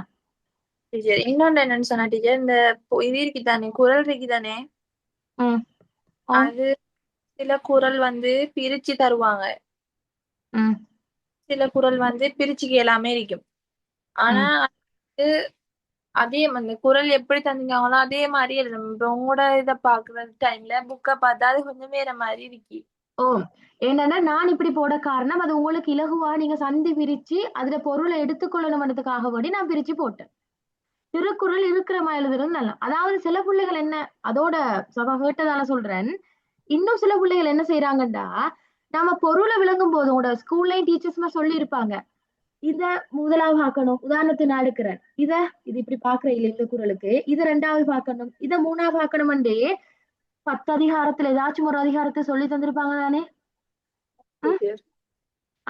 சொல்லி தந்த டைம்ல சில பிள்ளைகள் என்ன செய்யறாங்கடா, அந்த கொண்டு கூட்டின் ஓர்டருக்கே பொருள் எழுதுற. அப்படி எழுதுறா பிள்ளைகள் நாம திருவள்ளுவரை செய்த துரோகம் தான் அது. அவர் எப்படி எழுதினதோ அத மாதிரிதான் நாங்க எழுதணும். விளங்கினதா? அந்த சந்தி பிரிச்சு எழுதுறதுல கொஞ்சம் பிரச்சனை இல்லையா, ஆனா இடத்தை மாத்தி எழுதுனா பிரச்சனை.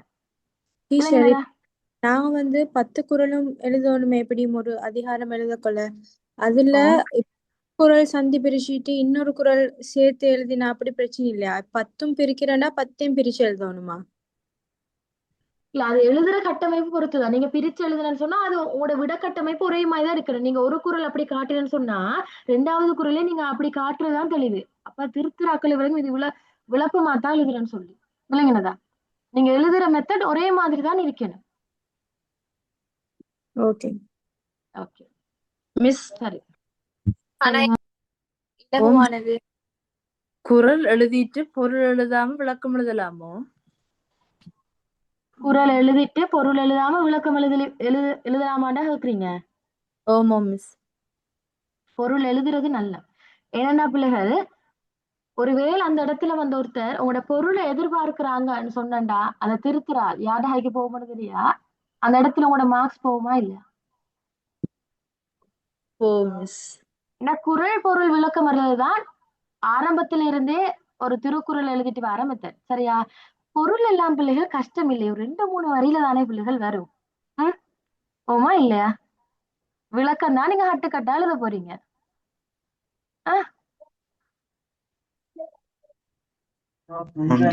குறள் இல்லாம திருக்குறள் எழுதிருமா அந்த பெரிய கேள்விக்கு? குறள் கட்டாயம் காட்டணும், எந்த குறள் எந்த விஷயம் இருக்குன்றத குறள் அடையாளப்படுத்தணுமா? மிஸ் சொல்லுங்க. இப்போ ஒன்றுக்கு உதாரணம் சொல்லி காட்டுங்களேன், எப்படி அந்த பொருள் விளக்கம் அதெல்லாம் எழுதுறது. குறள் ஓகே, பொருளும் ஓகே, விளக்கம் எழுதுறது எப்படி சொல்றீங்க மேம்? குறள் ஃபுல்லா எழுதணுமா?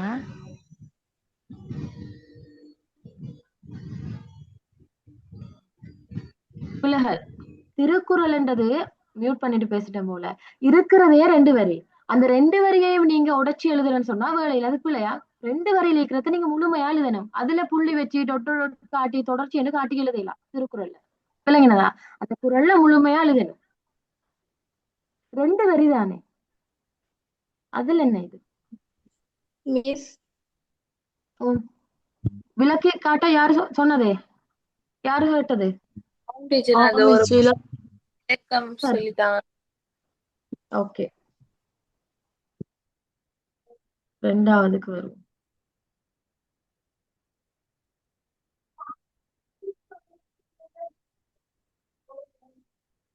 இப்ப பிள்ளைகள் 2வது குறள் என்ன?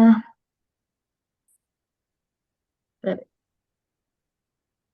இப்ப உங்ககிட்ட கேட்டு வந்துட்டு சிற்றினம் சேராமைக்கான காரணம் யாதரு கேட்டு வந்தா, இப்ப நீங்க எந்த குறளை முக்கியத்துவப்படுத்தணும்? எந்த குறள் அதுக்கு ஆன்சரா வரும்?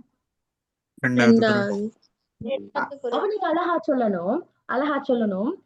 முதல் குறளில் சிற்றினத்தோடு சேராமையை குறிப்பிட்ட வள்ளுவர் சிற்றினத்தோடு சேராமைக்கான காரணத்தை 2வது குறளில் எடுத்துரைத்துள்ளார். இப்படி கொடுப்பீங்க.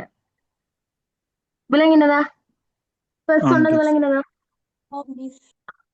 அப்ப நீங்க அழகா இப்ப விளக்கணும்.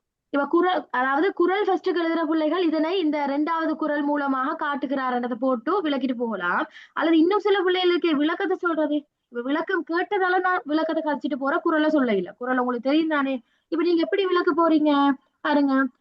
சிறியோரின் பெரியோரின் அடிப்படை பண்பு நலன்களை கூறிய வள்ளுவர் ஒருவர் சிறியோருடன் ஏன் சேரக்கூடாது என்பதற்கான காரணத்தையும் மிக அழகாக விளக்குகிறார். இதோட விளக்கமா, இது ஒவ்வொரு பிள்ளைக்கும் ஒவ்வொரு வித்தியாசம் அவங்களோட திறமையின் அடிப்படையில. இப்ப நீங்க என்ன சொல்லணும்? அந்த குறள் இருக்கிற விஷயத்த விளக்கணும். என்ன?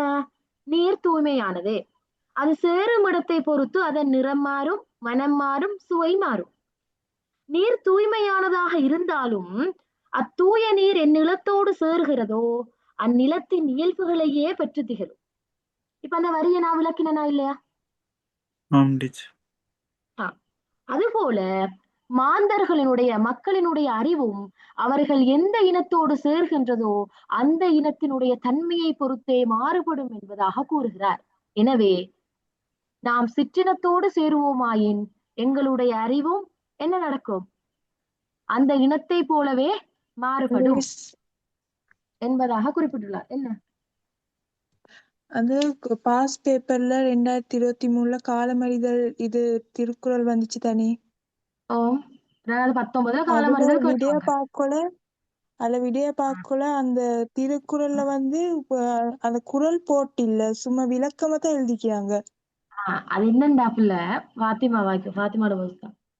உங்களுக்கு பாஸ் பேப்பர் வந்து என்ன, நீங்க எழுதுற இப்படித்தான் முழு ஆன்சரும் இருக்கணும்னு கட்ட எழுதுறதா, இல்லாட்டி 2 வரியில உங்களோட ஸ்கீமை முடிச்சுட்டு போறதா? அது 2 வரையிலான உங்களோட விடையெல்லாம் முடிச்சு போகுது. இதுக்கு இன்ன விடதான் ஷோர்ட்டா தானே வந்திருக்குது பாஸ் பேப்பர்ல. ஓமா இல்லையா? பாருங்க. அதே ரெண்டாப்புல இந்த கேள்விக்கு இதுதான் வரணும்ன்றத ஷார்ட் பாயிண்டாக, ஒரு கீ பாயிண்டாக தான் அதுல எடுத்து காட்டிக்குது.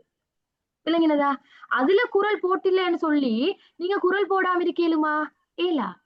ஏன் அதுல குறள் போடலன்னு சொன்னா அது கீ பாயிண்டா தான் தந்திக்குது. இந்த விஷயம் உள்ளடக்கி இருந்தால், இதை விளக்கி இருந்தா மார்க்ஸ் கொடுக்கணும்.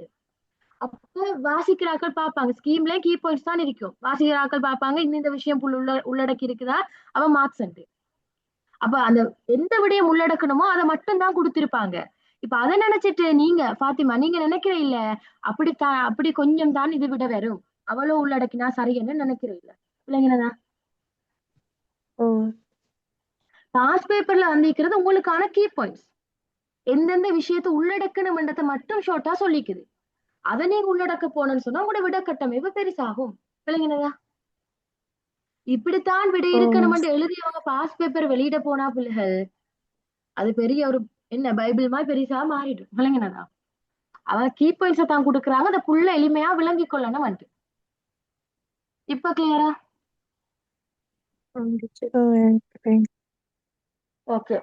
அப்போ இன்னைக்கு யாரு சொல்லுங்க. இந்த 8லிருந்து 10 வரையான குறள்கள் வந்து நல்லெண்ணத்தால் சேர்ந்தா நன்மையும் தீயெண்ணத்தால் சேர்ந்தா தீமையும் வருதுன்னு சொன்னீங்க தானே? அத மாதிரி 1லிருந்து 7 வரையான குறள்கள் என்னென்னத்தை சொல்லுதுன்னு கொஞ்சம் சொல்லுவீங்களா டீச்சர்? ஓகே, நோட் பண்ணிக்கொள்ளுங்க தர்ஷிகா.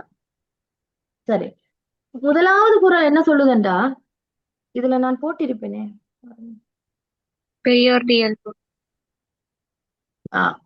முதலாவது என்ன சொல்லுது? பெரியோரின் இயல்பும் சிறியோரின் இயல்பும். அது முதலாவது குறள். சரியா? அல்லது முதலாவது குறளுக்கு இப்படியும் சொல்லலாம், சிறியோருடன் சேராதது பெரியோரின் குணம் என்றுதான் கேட்கலாம். நீங்க பார்க்கணும், அந்த சீட்ஸ் பேப்பர்ல எல்லாம் இப்படியான மொழிநடையில தான் கேள்வி கேட்பாங்க. சரியா? அப்ப இந்த 2 விதமாகவும் இந்த முதலாவது குறளுக்கு கேள்வி வரலாம். ஒன்று என்ன, பெரியோரின் இயல்பும் சிறியோரின் இயல்பும் என்று கேட்டு வரலாம், அல்லது பெரியோரின் இயல்பு சிறியோருடன் சேராதது என்றும் கேட்டு வரலாம். 2வது என்ன சொல்லுது? சிறியோருடன் சேராததன் காரணம் நான் போட்டிருக்கிறேன் நானால அது. 3வது என்ன சொல்லுதுண்டா, இனத்தோடு சேருவதன் முக்கியத்துவம். ஷார்ட்டா நோட் பண்ணிக்கொள்ளுங்க. 3வது என்ன சொல்லுது? இனத்தோடு சேருவதன் முக்கியத்துவம். 4வது 5வதும் இனத்தின் முக்கியத்துவம். 6 தொடக்க மேல் என்ன சொல்லுது? சிற்றினம் சேராமையினால் ஏற்படுகின்ற சிறப்புகள். அதே மாதிரி 8 தொடக்கம் 10 சொல்லுது, நல்லினத்தால் நன்மையும் தீயினத்தால் தீமையும் ஏற்படும். இவ்வளவுதான் குறள் பகுப்பு. விளங்கினதா? டீச்சர், அந்த 3வது குறள்ல இருந்து கொஞ்சம் செல்லுங்களே. ஓகே, 3வது நோட் பண்ணிக்கொள்ளுங்க. 3வது சொல்லுது இனத்தோடு சேருவதன் முக்கியத்துவம்.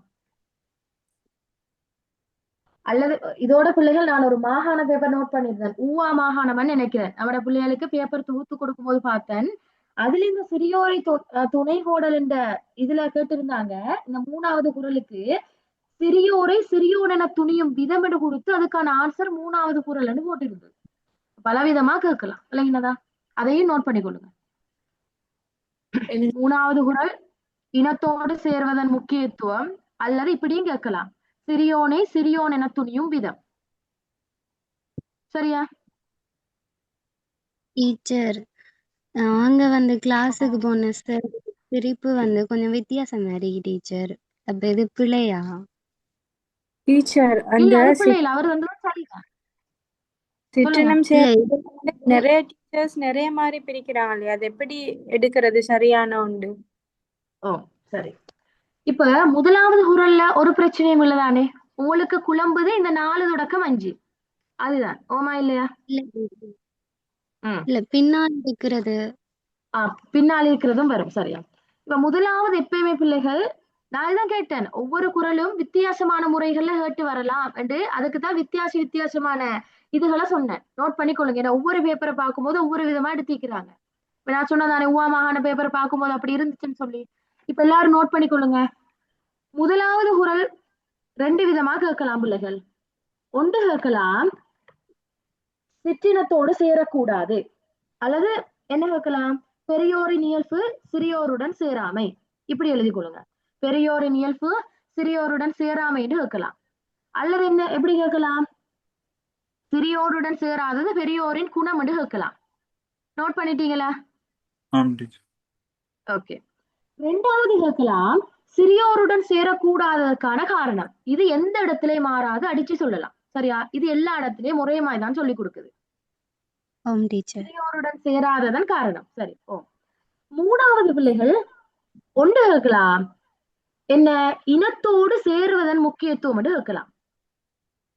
அல்லது சிறியோனை சிறியோன் என துணியும் விதம் என்றும் கேட்கலாம்.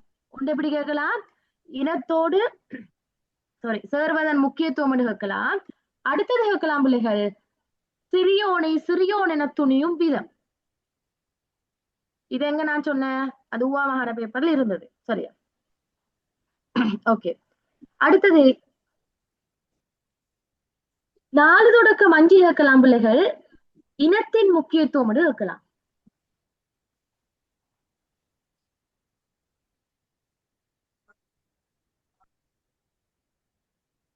நாலு தொடக்கம் 5 எப்படி கேட்கலாம்?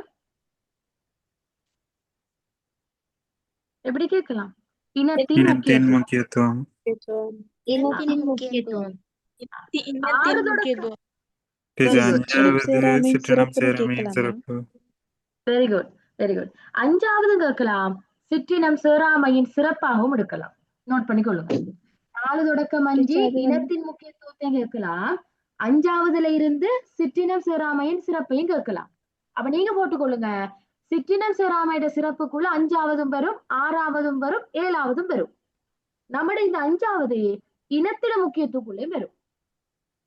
போட்டீங்களா? அது சிற்றினம் சேர்வதனால் உண்டாகும் இழுக்கு அண்டு செல்லலும் தானே 4 5. Very good. அதான் இது ஈனால போட்டிக்கிறேன். சேர்ந்த இனத்தால் ஏற்படும் இழுக்கு போட்டிக்கிறேனா இல்லையா? நோட் பண்ணிக்கொள்ளுங்க. இப்போ சிற்றினம் சேராமையோட சிறப்புக்கு எகைன் போடுங்க 5 6 7. அடுத்தது எந்த சந்தேகமும் இல்ல, நல்லினத்தால் விளையும் நன்மையும் சிற்றினத்தால் விளையும் தீமைன்னு கேட்டால் 8 தொடக்கம் 10 வரும். சரியா? டீச்சர் இதுலதான் எங்களோட அந்த நோட்ஸ்ல வந்து நல்லினத்தின் நன்மையும் தீமைக்கு வந்து கடைசி குரல் தந்திருக்காங்க. கடைசி குரல்பா? இறுதி குரல் மூலம் வள்ளுவர் வரையறுத்துள்ளார் என்று சொல்லி அதுக்கு தந்திருக்காங்க அந்த நோட்ஸ். அப்ப சார் 8 9 எல்லாம் எதுக்கு தந்திருக்காங்க? சிற்றினத்தின் அது வந்து சேராமையும் சிறப்புக்குள்ளையும் எடுக்கலாம். போட்டுக்கொள்ளுங்க. சரி டீச்சர். ஆனா 2 மாதிரி எழுதினா இல்லையா டீச்சர்? இப்ப ஒன்றுக்குள்ளே 2 கேள்வியும் கேட்டிருந்தா அதான் டீச்சர் டவுட். அது அந்த சிச்சுவேஷன் வரும்போது நீங்க அந்த குரலையும் சேர்த்து கொடுக்கிறது பெட்டர். உதாரணமா பாருங்களே, 4ம் 5ம் எதுக்கு வரும்? இனத்தின் முக்கியத்துவத்துக்கும் வரும். Very good. அதாவது 4ம் 5ம் இனத்தின் முக்கியத்துவத்துக்கும் வரும். இது 5ஆவது சிற்றினம் சேராமையின் சிறப்புக்குள்ளேயும் வரும். அப்ப நீங்க 5ஆவதை விடுவீங்களா? 5ஆவதை வந்து நாங்க ஏற்கனவே போட்டுட்டோம் சொல்லி இல்ல, நீங்க 5ஆவதையும் எழுதுவீங்க. எப்படி எழுதுவீங்க? முதல் 5ஆவது முதல் கேள்விக்கு எப்படி எழுதுவீங்க? இனத்தோடு சேர்வதன் முக்கியத்துவம், இனத்தின முக்கியத்துவத்துக்கு ஏத்த மாதிரி எழுதுவீங்க.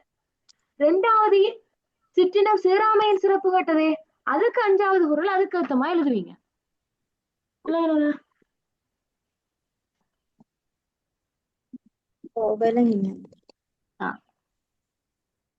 அப்ப அது மாதிரி நாங்க கீழுக்கு கொடுக்க கொலையும் 8 தொடக்கம் 10 புண்ணியம் எழுதினா சரி, நன்மைக்கும் அப்படி சொன்ன மாதிரிதான் வரும். ஆனா உங்களை குழப்புற மாதிரி இந்த நீங்க பாத்திருப்பீங்க, ஒவ்வொரு மாகாண எக்ஸாம், டேர்ம் எக்ஸாம், கல்வி இப்படியான பேப்பர்களை குழப்பும் தான். ஆனா உங்களோட ஃபைனல் எக்ஸாம் எல்லாம் பொதுவா தான் வரும். இப்படி ஒரு என்ன குழப்பம் இல்லாத தெளிவாக முடிவெடுக்கக்கூடிய வகையில கேள்வி எல்லாம் வரும். இல்லைங்களா? பொது பரீட்சை தானே, அது அப்படித்தான் வரும். நீங்க கணக்கா யோசிக்க தேவையில்லை. இல்லைங்களா?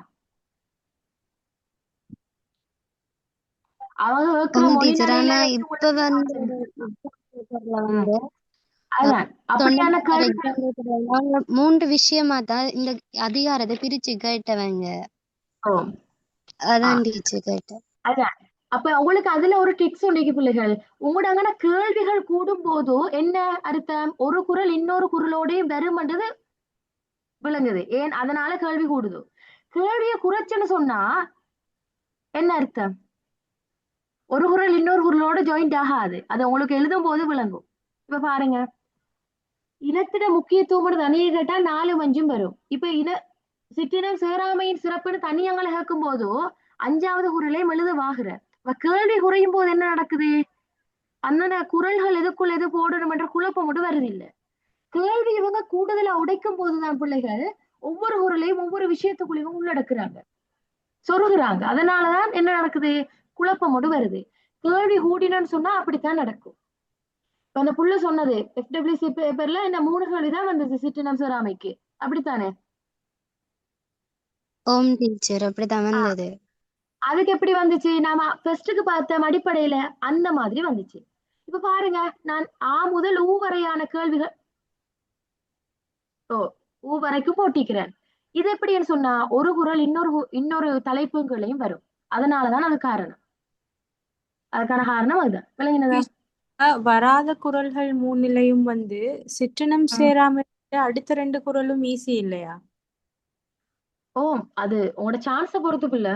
ஒருவேளை சிற்றினம் சேராமை போடலாம். தெரிந்து தெளிதல் ஈஸி, தெரிந்து வினையாடலும் நல்ல. இப்ப நாம அதை பார்ப்போம் அடுத்த கிளாஸ்ல. இது அதிகமான ஊகிப்பு எதுக்குன்னு சொன்னா சிற்றினம் சேராமைக்கு தான்.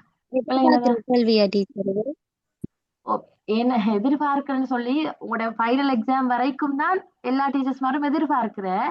அது ஃபைனல் எக்ஸாம்ல எது வரும்னு சொல்லல, அது யாராலையும் கணிக்கல. ஏன்னா உள்ளூர் போயிட்டு நம்ம பாக்குற இல்லை எக்ஸாம் எடுக்கிற விதத்துல. ஆனா எங்களுக்கு கொஞ்சம் ஊகிப்பு செய்யலும் பிள்ளைகள். உங்களோட டேர்ம் எக்ஸாம்ல கேட்டு வரதை வச்சு ஒவ்வொரு மாகாண எக்ஸாமும் கடைசியில நடத்துவாங்க, மாகாண பரீட்சைன்னு சொல்லி. அதுல அவங்க எதை முன்னிலைப்படுத்துறாங்க, கல்வி அமைச்சாலே பேப்பரை வெளியிடுவாங்க கடைசியில, உங்களோட பெஜ்ஜுக்கும் வெளியிடும். அதே நாம பேப்பர் 3 மாத செமினார்ல செஞ்சுட்டு போவோம். அப்ப அதுல எல்லாம் வச்சு நாம ஒன்று தொகுத்து பார்க்கும்போது எங்களுக்கு விளங்கும் இவங்க இதுக்குத்தான் கொஞ்சம் கூடுதல் முக்கியத்துவம் கொடுக்குறாங்கன்ற மாதிரி விளங்கும். ஆனா அது ஒருவேளை சரியா போகலாம், இன்னும் ஒரு வேளை பிள்ளையா கூட போகலாம். ஏன் உங்களோட சீனியர் பேட்ச் 2025 பேட்ச் விழுந்து விழுந்து படிச்சாங்க, சிட்டினஸ் வராமைய வரையில ட்விஸ்ட் ஒன்று போட்டான் எக்ஸாம்ஸ்ல இல்லைன்னா.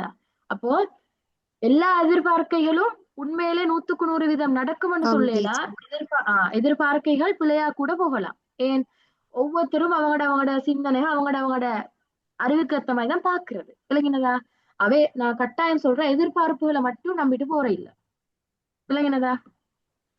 எல்லாத்தையும் படிச்சுட்டு போகணும். ஆனா எதை அவங்க முக்கியத்துவம் படுத்துறாங்களோ, ஓகே தேங்க்யூவா, எதை அவங்க முக்கியத்துவம் படுத்துறாங்களோ அதை உங்களோட புறத்துல இருந்து கூடுதலா படிங்க. டீச்சர் இப்ப பொதுவா ஒரு பாஸ்ட் 3 இயர்ஸ்ல வந்த குரல் வராது தானே? அப்படி வராது. நான் இதுதான் நீக்குமா சொன்னேன், வராதுன்னு சொல்லல. வந்துட்டா என்ன சொல்றேன், நீங்க அதையும் கொஞ்சம் பார்த்து கொண்டு போங்க. ஆனா உங்களோட 2019 இருந்து பார்த்து வரும்போது இன்னொரு வருஷத்துல போட்டு இல்லை.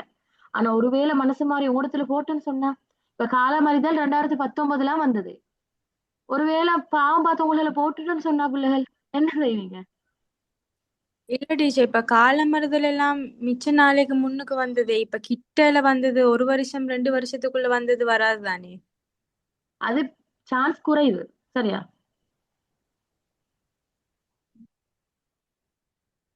இப்ப குற்றம் கடிதல் ஆகவுமே சான்ஸ் குறைவு. உட புதுசா வந்த பெஜ்ஜுக்கு வந்தது, அப்ப அது ஆகவுமே குறைவு. விளங்கினதா? அப்ப அறிவுடையமையும் கொஞ்சம் வருவதற்கான சாத்தியப்பாடுகள் குறைய. அதில்லாம இந்த காலமறிதல் இடைநிறுதல் வந்தால் கூட வரலாம். அப்ப அதையும் படிக்கணும். வராமல் இருக்கிற 3 நாட்கள் இருக்காங்களே நம்மட சிற்றினம் சேராமை, தெரிந்து தெளிதல், தெரிந்து வினையாடல், அதையும் பார்க்கணும். விளங்கினதா? ஓகே சரி. கிளாஸ் வைண்ட் அப் ஆகிற டைம் சரி, 8:30க்கு கிளாஸ் முடியணும்னு சொன்னேன். ஓகே, இந்த கிளாஸ்ல படிச்சதெல்லாம் விளங்கினதா பிள்ளைகள்? என்ன மாதிரி? நல்லா விளங்கினது. தில்ஷானி சொல்லுங்கம்மா. மிஸ் 10வது குறள் வந்து சிற்றினத்தினுடைய இழிவு வருமா மிஸ்? எது? வரலாம் வரலாம். ஏன்னு சொன்னா அந்த சிற்றினத்தை போல ஒரு கொடுமையான பகையாளன் ஒன்று இல்லைன்னு சொல்றதானே, அது அந்த சிற்றினத்தை இழிவுபடுத்துறதுதான். அப்படியும் வரலாம். இது என்னண்டா பிள்ளைகள், ஒவ்வொரு இடத்துலயும் ஒவ்வொரு விதமான ஆட்கள் கேள்வி எடுப்பாங்க தானே, அது அவங்களோட ஸ்டைல்ல அவங்க எடுக்கிறதாலதான் நாம அப்படி பாக்குவாங்க.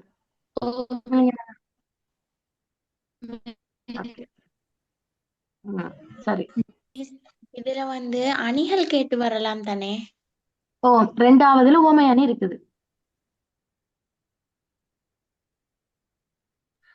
சரி பிள்ளைகள், இன்றைக்கு உங்களோட கிளாஸ் எப்படி இருந்துச்சு?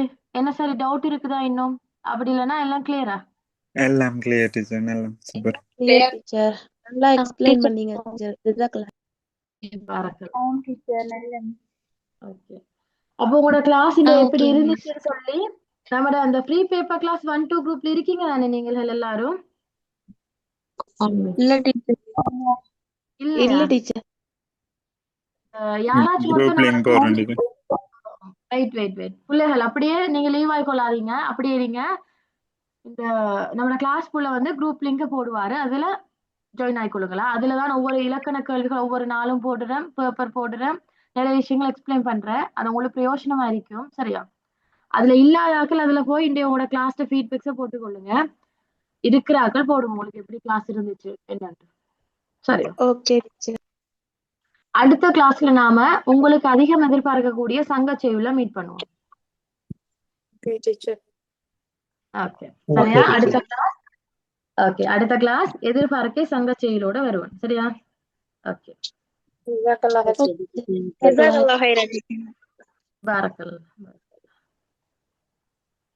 அதோட பிள்ளைகள் இந்த 3 மாத செமினார் பத்தி கேட்டிருக்கீங்க. அதுல விஷயங்களை நான் நாளை இல்லைன்னா நாளை குரூப்ல போடுவேன், பார்த்துக்கொள்ளுங்களா?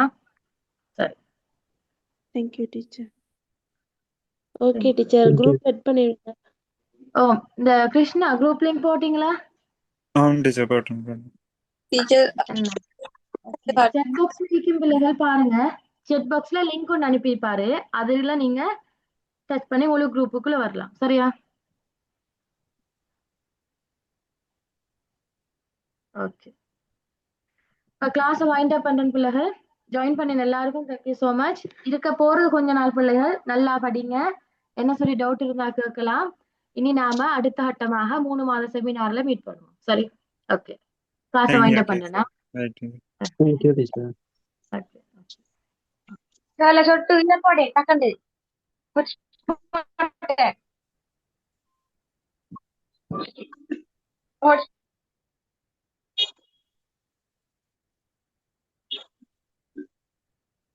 எல்லாருக்கும் தேங்க்யூமா. உங்களுக்கு லீவ் ஆகலாம். சரியா? கிளாஸ் முடிஞ்சு.